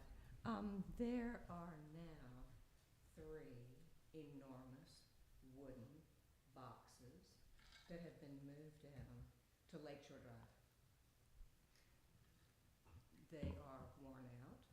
They are not an asset. They are trash. They are very visible. I propose we move them somewhere where they are not seen. Please. Thank you. Thank you. Thank you. Any other public comment? Barbara. Barbara Whitlow, 526 Pine Drive. And I would like to have the salt cedars that are around the beach house, the outside of the beach house, removed. You can no longer see the mural that is on the side of the beach house. And from when you are inside using the beach house, you cannot see the lake. Thank you. Thanks. Any other public comment? Okay, seeing none, we'll move on to reports and other business. So you'll find in the packet, in the minutes, our recount of our fall planning retreat that we just completed last week, and I just want to let you know of the work that this council and staff has been up to. As City Manager Hawthorne said, there's an after-action report, and there will be follow-up for your comments. I really appreciate that you all showed up, and this is how democracy works. We don't see it demonstrated too many places anymore in this country, but here we are. In our strategic planning retreat, a huge focus that we had looking back in last year's strategic priorities, we had our incoming council folk join us, which was wonderful. So we have that continuity. So thank you to the 3 of you for, I just see 2 of you right now, but Stephanie Kohler was also there, for being there. We first focused, I just wanted to give a recap of kind of what we spoke about so you know that your comments are taken seriously and there is a lot of work that's being done. We will definitely schedule a town hall. The last one we had was midsummer, talking about the wetlands project. It was pretty well attended. But we'll schedule another one, and I think giving us sort of like state of the city will be year to see where we had made progress on those. And I'm really proud to report that with our incredible staff, we were at almost 100% completion with a couple of projects that were either ongoing or very near to completion. So that's really wonderful. Also, the second agenda item that we talked about was our emergency preparedness plan. So in the wake of things like the active shooter event that Councilmember Goldberg had the unfortunate fortune of experiencing, and Hurricane Helene that came through, I think we just celebrated the 1-year anniversary of last year. It's been very top of mind once we had gotten sort of the house in order, so to speak, to really look at our emergency preparedness. So staff is currently underway with developing a comprehensive emergency plan. So that was really helpful. We also talked about the AECOM project that's underway, the scope with the wetlands and where that is. So I'm gonna ask Public Works Director Kendrick to come up and talk about that in a moment. And then finally, we talked a lot about the tools that we have for economic development. So that is moving in the direction that it needs to move. We had a great discussion about the benefits of a DDA, which is a Downtown Development Authority, versus a development authority, and our next steps toward that. And ultimately, the vision of this council is that, and the administration, is that when we really sink our teeth into developing our commercial district, then that is a big piece of alleviating the tax burden. So as Tommy pointed out, 87% of tax burden is on residents at this point, and a lot of that has to do with the blighted state of many businesses, not all businesses, but many businesses in our corridor. So there are a lot of wonderful and bureaucratic steps that have to happen in order to really make way. There's a lot that's already been done, as you know, and we're continuing to work on that. And that those two things, the emergency preparedness plan and the economic development plan, have been laid out as key priorities in this year coming forward. So we hope to see some really good headway. And if this past year is any indication in how much headway this administration and staff can make toward strategic priorities, I am very, very hopeful. So, yes, so thank you. And Mr. Kendrick, would you like to come up and talk a little? You would not. Fair enough. About the state of the projects here. So, thank you. Okay, thank you. You got two packets in front of you, and basically it's a summarization of what we went over at the retreat. I know you want me to go through everything. I think highlights because is good. Yeah, we had planned if you know, a little bit more time, we was gonna schedule a presentation at the work session, but Yeah. I'll go. Okay, we Yeah, can still do that. we can do that. Okay. Yeah. Well, in short, we'll take the dam first. We did a dam inspection, and we found some things that, some shortcomings. The dam is not a registered dam, so there's some consequences that comes along with that. We have to do some additional studies in order to ensure, because it is a structure and it does have impacts if it breaches on our downstream neighbors. So there's some issues that we have to take into consideration as the owners of this dam, with the inputs about, you know, the lake itself, the management of the lake and the wetlands, which directly contribute to the amount of water that can be safely impounded in this structure. So there's some recommendations here as far as how we should proceed in order to make sure that we're operating this dam in a safe manner. and also some maintenance that is outlined in order to ensure compliance going forward. All of those things that are going to be or that are recommended are under the direct control of the city council, so we can determine how much or how far that we would like to make sure, but we do need at a minimum set a bar of compliance so that we don't have any other issues downstream. Anyone have any direct questions on anything that we've seen so far? Mr. Kendrick, can you speak to, I know you mentioned this during our retreat last week, about the downed tree and the need to get a crane and the Well, weight of one of that? the issues with, while we hesitated in trying to remove that tree, we did do some work on the tree, but what we found out was every contractor that we contacted recommended bringing in a crane in order to remove the tree. It was just something at that point that just, because we didn't know or had some uncertainty about the status of the dam, that we just backed off, and we spoke about that before, putting that additional weight on the dam in order to remove that tree. You said it's 10,000 pounds or It was something? 10,000. Yeah. That was the weight of the equipment.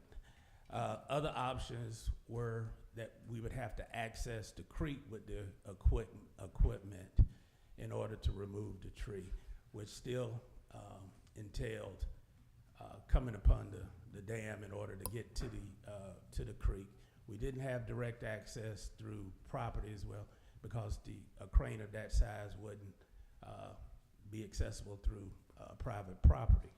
So we backed off of that, and but we also knew as we were going through this process that we might have another opportunity to remove the tree fully with a project in conjunction with the repair or the upgrade of the dam.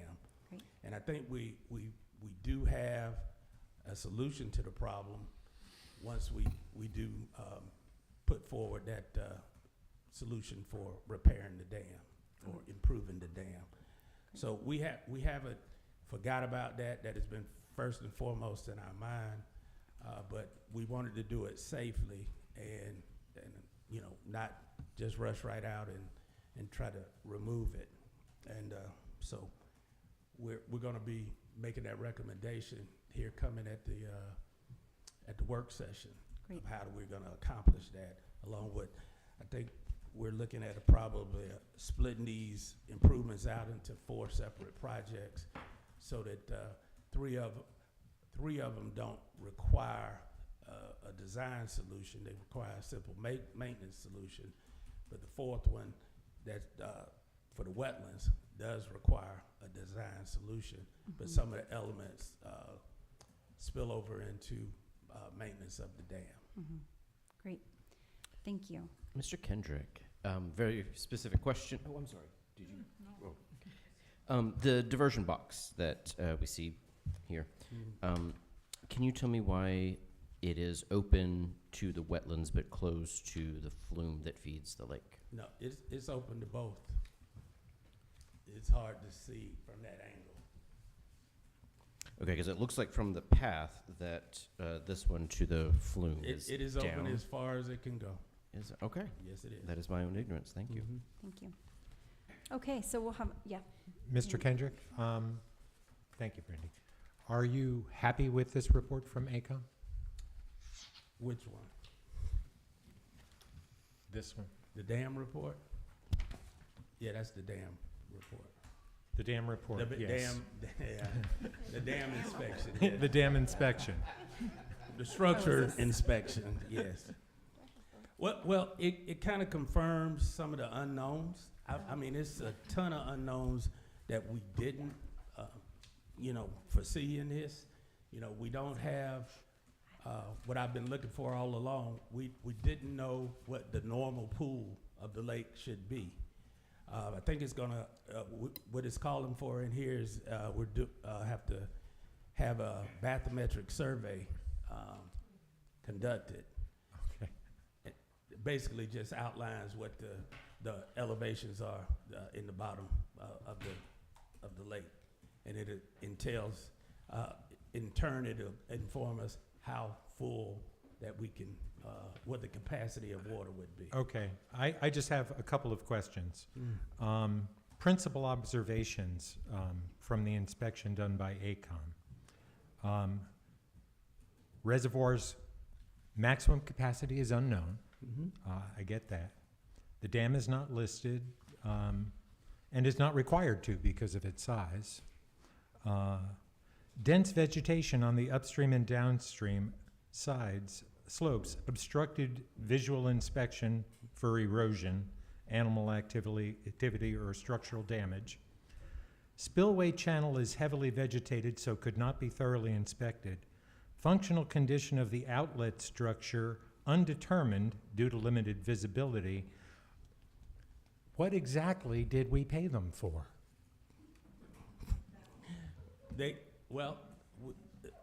The inspection, that's what we paid them for. And But they didn't inspect.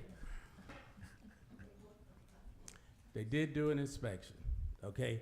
The inspection yielded those deficiencies right there that were current and that we couldn't do anything about. There's no way to overcome those other than once we get into the maintenance and remove those, which is recommended, they will come back and do the formal or finish the inspection, which they've seen these types of things before.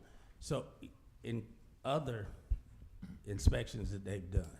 And I think we can, or they're confident that the recommendations they're making here, removal of the vegetation and lining the banks with riprap, are gonna solve the issues and not impact the structure. It's gonna make it a safer structure that we will know it is safe. Okay. So in this current condition, we don't know anything really. But removal of the vegetation, I asked the question that what did we pay for, and that explanation that was given.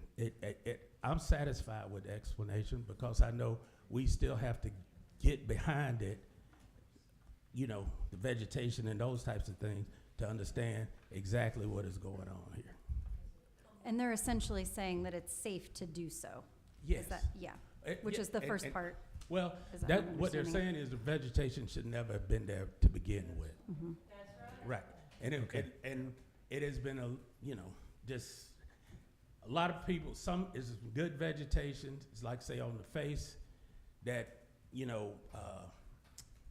it adheres and stops erosion, but it's some that is not bad, like the root systems get into it. Those are not good for a dam. Mhm. The cover, grass and those types of things are good because they eliminate erosion. Some people have it, but it's also size of tree, type of tree, those types of things that we're getting into. Those alders and those other, they're not good for that, the banks. Mhm. I was not finished, Mayor. Oh, okay. Mr. Kendrick, back in, whether it was March or April, when we had our introduction town hall with AECOM present, I asked the question, can we, without a permit, clean the pipes and get water flowing? Even without cleaning the pipes, some residents or beavers have been able to push some water into the sedimentation ponds and down to the diversion box. And I've observed it in the last week going into the wetlands. The water that I observed in the flume came after a rainfall a couple of days ago. It rained very heavily for about an hour, and there was water in the flume the next day, but it's not there now. So in any case, What's preventing us from cleaning these pipes and getting water flowing into the lake? We have been cleaning the pipes. I mean, cleaning the pipes, not just cleaning the surface of the pipes, but getting someone in to professionally clean the I pipes. have somebody scheduled. What I've been looking for, what has been suggested previously was get a plumber. Okay? Yeah, Roto-Rooter. No. Whatever. No, here's what we found with that, because we did actually bring a plumber out with that plumber's tool. Okay, what happens, that tool basically scars the inside of the pipe, and it reduces, it almost like, because of the pipe condition and the pipe material. Okay, you could use water jet too, yeah. Well, that's what we're gonna go for right now, is we finally found someone that we can get out, because it's also an accessibility problem.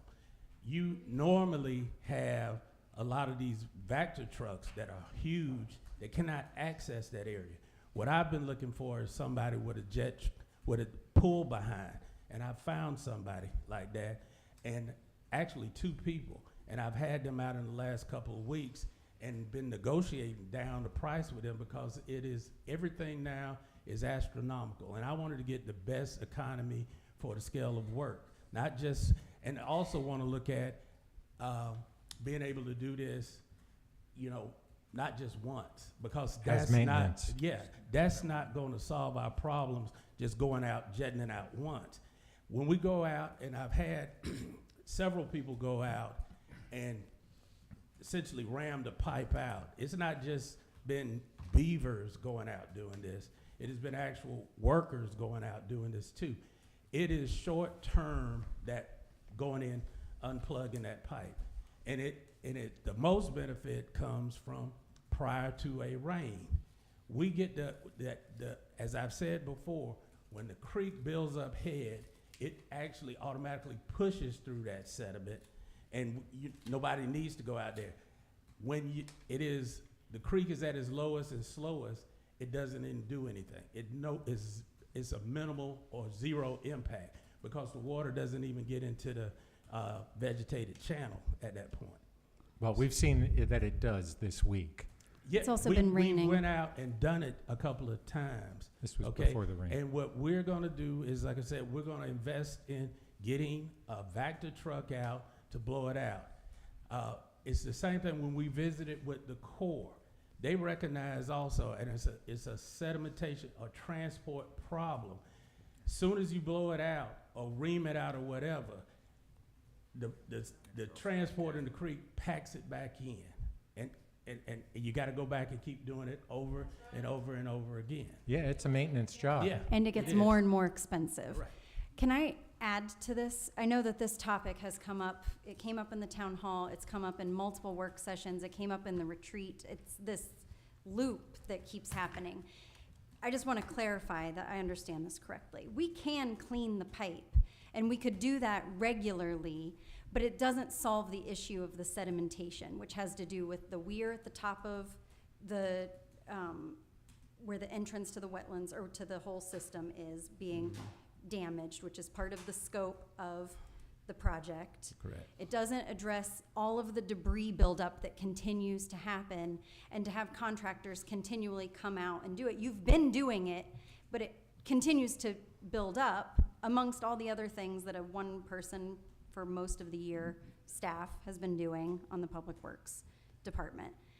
But all of that is covered under our AECOM project, is looking at a long-term solution so that it actually will continue to stay unclogged.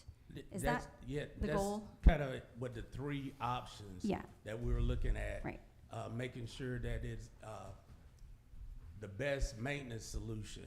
You know, it's Right. like I said before, the wetland solution has got to be a design solution first, but also something that we can continue to maintain or afford to maintain. Right. One of the things we're putting forward is we're trying to keep the cap of maintenance for whatever we do as far as the dam, and because they're now connected. Okay, before I think people was, you know, kind of looking at the lake, maybe the dam, and then the wetlands as a separate issue. Now we know that they gotta be connected, because we can only put the maximum amount of water in the lake. Which is an unknown volume currently, right? Yes. Right. So anyway, with the 3 options that we're looking at, 2 of them are pumping options, which if we keep it under 100,000 gallons a day, then we don't need a permit to do that. But there's also costs associated with that are exponentially higher than just the other, which is the gravity-fed solution, which is essentially what we have now. But the maintenance is a little bit lower, but it's maybe time-consuming type of effort that we need to do. And it also requires the removal of the sediment from the channel. There's also some other issues there of what they're recommending in order to make it a better system is paving the channel, which I don't think is like a real good option. But those are the things that we need to be considered. So all in all, looking at this, I understand everybody wants the water in the lake. I understand that. I've understood that from day one. But we've got to look at how we're going to pay for it and maintain it going forward. And that was kind of like looking at it from the big picture rather than more specifically just unplugging a pipe. And believe me, I understand it, because the other part, that's just one component to that system. We get stormwater inflows from the south and east into this lake also that contribute, to the lake health and the quantity and level of the lake also. Great, thank you. One more comment from council and we'll move on. Well, I have a few. Okay. So my understanding is, according to AECOM, we do not need to register the dam with the Safe Dam program. Would it, and from a legal perspective, and this is also for you, City Attorney, would it behoove us, even if it doesn't meet the stipulation of needing to be registered, should we do that? They won't take an application if it's not large enough to qualify for their program. The Safe Dams program is 3 engineers, and they're responsible for every dam in Georgia. And at the last time I had a census of that, there's over 1,000 of them that they regulate. They're split among 3 engineers. So if they've got one that they know is too small, they won't even talk to you. Okay, so that However, was question 1. I have a few. Can I piggyback on that real quick? But you did recommend that we implement the Safe Dams maintenance protocols, and that was your recommendation as well, Attorney Balch. Yeah, we need to have some kind of basis of how do we maintain it, and it's easy enough to just adopt those rules, regardless if we don't have to register it as a safe dam or any specific category, but I think we need to maintain it as such. And in the spirit of that, we would, is what you're suggesting? Yes. Even though it's like our due diligence, even though we're not required. Correct. Okay, continue. The due diligence is a piece of it, Councilman. The bigger question is really maintaining and managing liability, because all of the unknowns that AECOM has identified, engineers are more comfortable with unknowns than lawyers are, which I think you probably can imagine. So we are facing a situation where all the things we don't know may as well be ticking bombs, at least from my chair.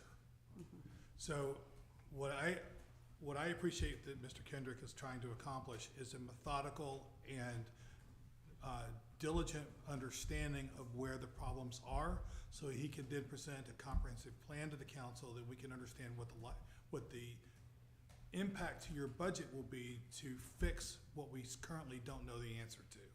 If we go at this just with a weed whacker and a couple of volunteers, we don't know what damage we're doing on top of what damage already exists, because we don't know what damage is there. So while the volunteerism is commendable, your lawyer thinks it's a problem because there is no regulation to how it's done, whether we're increasing sediment into the water basin, whether we're violating our discharge permits under the Clean Water Act, whether we're violating any permits, other permits we have with the Corps of Engineers. We don't know what we're doing that's causing more problems that the city could be fined for, because we don't know what the problems are that we're just trying to gloss over. So by taking a methodical, diligent, and step-by-step process, although it takes time, is still the appropriate response to the unknowns presented by AECOM's report. I think it also makes it so that we're financially responsible when we are fixing it, and we have a long-term maintenance understanding, which is the thing that has been missing. And we will have budget for And that, budget which we have allocations. not had. You've Right. had no budget for maintaining any of that. And What it's- we probably propose is dedicating the stormwater fees to this effort in perpetuity going forward. So in your opinion, Mr. Kendrick, is the amount of stormwater that we are getting credit for taking in from outlying neighbors, do you think that's underestimated, overestimated, accurate? Well, here's one of the good things, because we're actually looking at this. AECOM is the engineer of record for DeKalb County, so we can pose those questions directly to them regarding, stormwater contribution. So we should have some better insight, what you're saying about if we are receiving our just due as far as being a contributing, a receiving drainage area from the. So the potential is that could potentially be a source of some additional funding. Yeah, I think that's a great talking point to when we are kind of lobbying DeKalb County moving forward, is that, we need to ensure that we're getting our fair share from those. And also, like we were saying, we're looking at while we're talking about that, other funding sources to be able to, piggyback on, what we're trying to maintain here in the future. Right. Other thoughts, the diversion boxes, my understanding those need to be repaired. One of them, the side that goes to the wetlands is being undermined. Yeah. So, yeah, there's some. And the actual, in order to get water in there, the pipe, the diversion, the bottom is like here, and the pipe going to the wetlands is too high. You can say that, yes. The other thing I have a concern is from the diversion box going down to the lake. Some of that is just dirt where there used to be pipe. Some of that is concrete, which is a porous material, which means we're not getting all the water through there. Is any part of what AECOM is looking at is also, do we need to do anything to fix that part of the flume from the diversion box to the lake? Yes, that's why the proposal came about, of lining that channel from the diversion box going back, maybe being able to eliminate, some of that transport. Because there's part of it where it's actually just dirt. Yes. There's not any piping of any kind that's transporting the water. Yeah. Last thing I would say is, one is, I know this is something that just frustrates me in general, but I really appreciate that you're taking the time to do your due diligence to come up with a methodical plan for this. I think what we haven't done as well is inform and educate people. Yeah. What I'm also say something that's not in this report that'll probably be, addressed, is that there's going to have to be a schedule of dredging also included here. That kind of adds to the water quality issue and the water quantity issue in the lake. So I just appreciate that you're on the hot seat because you're the guy. And I just appreciate that you're willing to stand there and be that guy.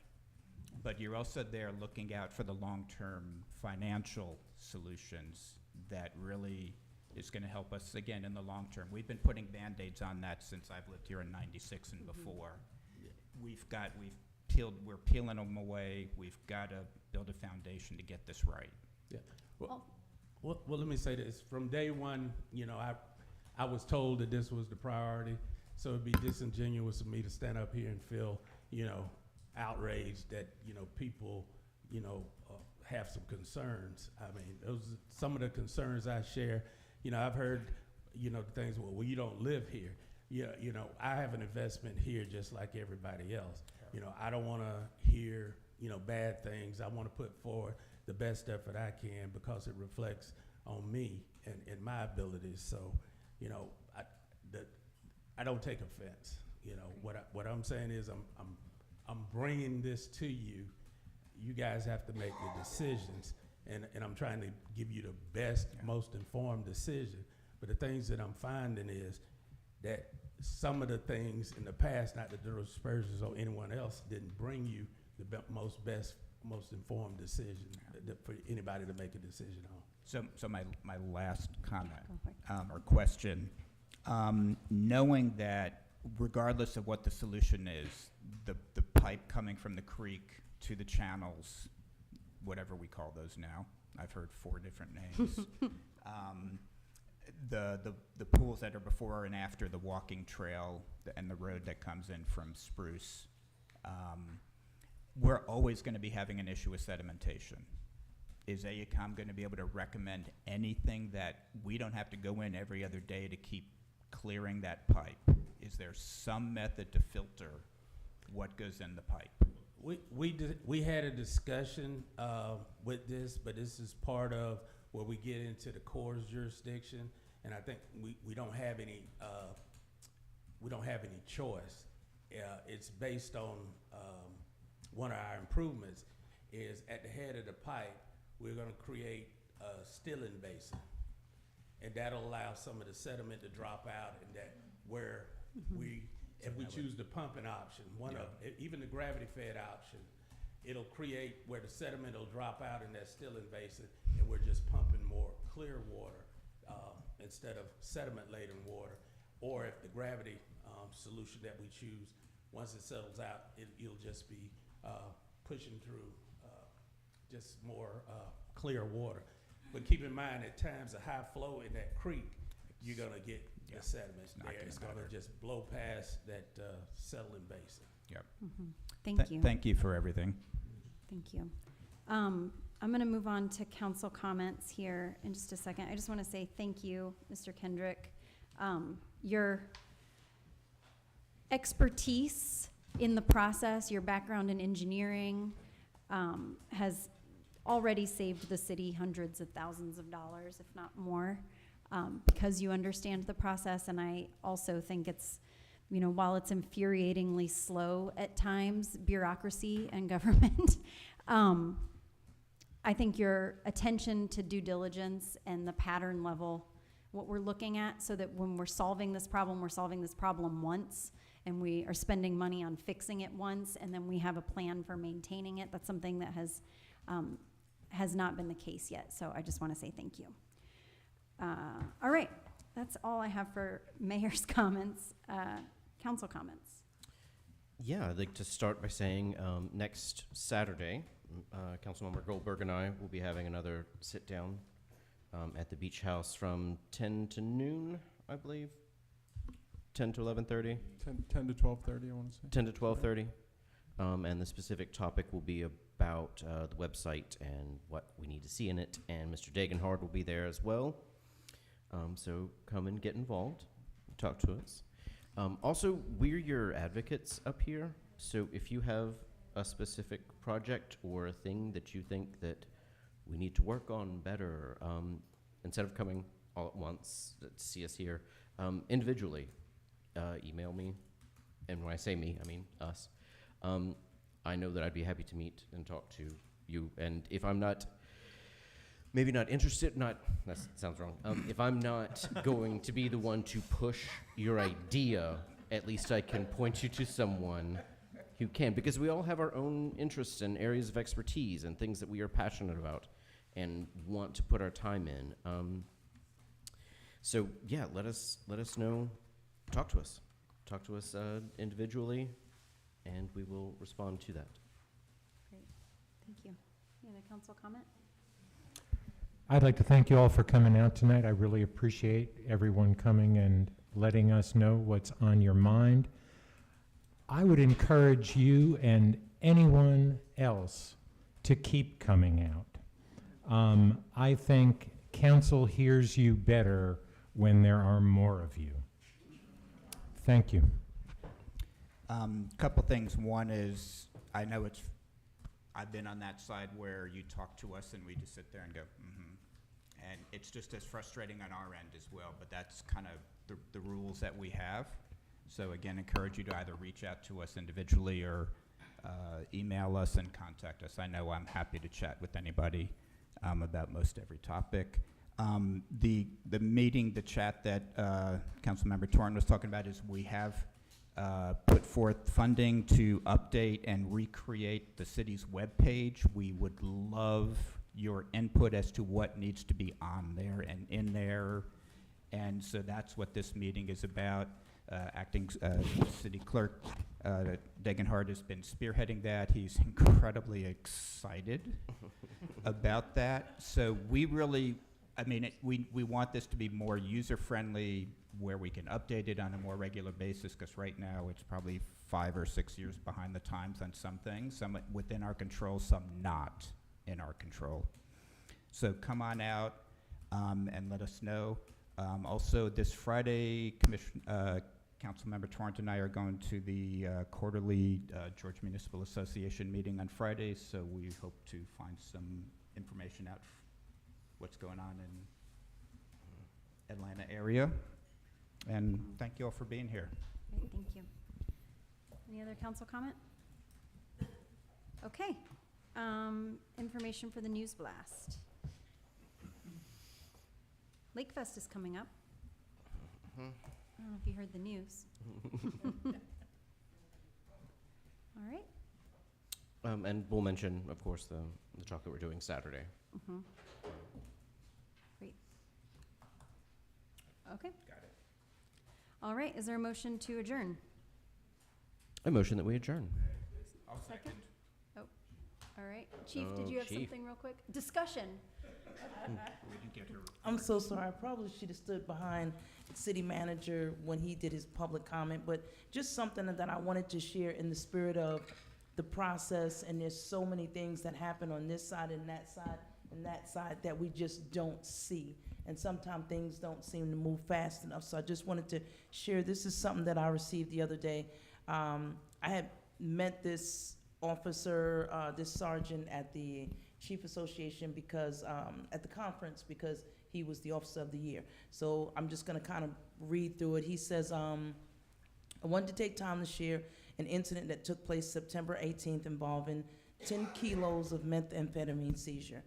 My team was requesting assistance from Corporal Cooper and Lieutenant Palms. I wanted to take a moment to acknowledge their outstanding contribution. Though the operation did not unfold as originally planned, my K-9 team, who was assisting DEA group, had quickly adapted to the evolving situation. Corporal Cooper and Lieutenant Palms played a key role in advancing the operation. Their support directly contributed to successful interdiction stop by the DeKalb HIDTA K-9 unit, resulting in arrest of 2 subjects and the seizure of 10 kilos of methamphetamines. A second interdiction stop conducted by DeKalb County HIDTA and K-9 unit led to the arrest of additional subjects wanted on outstanding warrants through the U.S. Marshals Services. Following this DEA and DeKalb County execution of a residential search warrant resulted in the seizure of an additional 132 kilograms of methamphetamines, 3 vehicles, 1 handgun, $50,714 U.S. currency. So a lot of time you guys don't see it, but there's a lot that goes on, and there's a lot that these folks are doing, and we acknowledge and we appreciate you guys and your support too. Thank you. Thank you. Great work. Thank you, Chief. Great work. Thank you. All right. So there's a motion on the table to adjourn. There was a second. All in favor? Aye.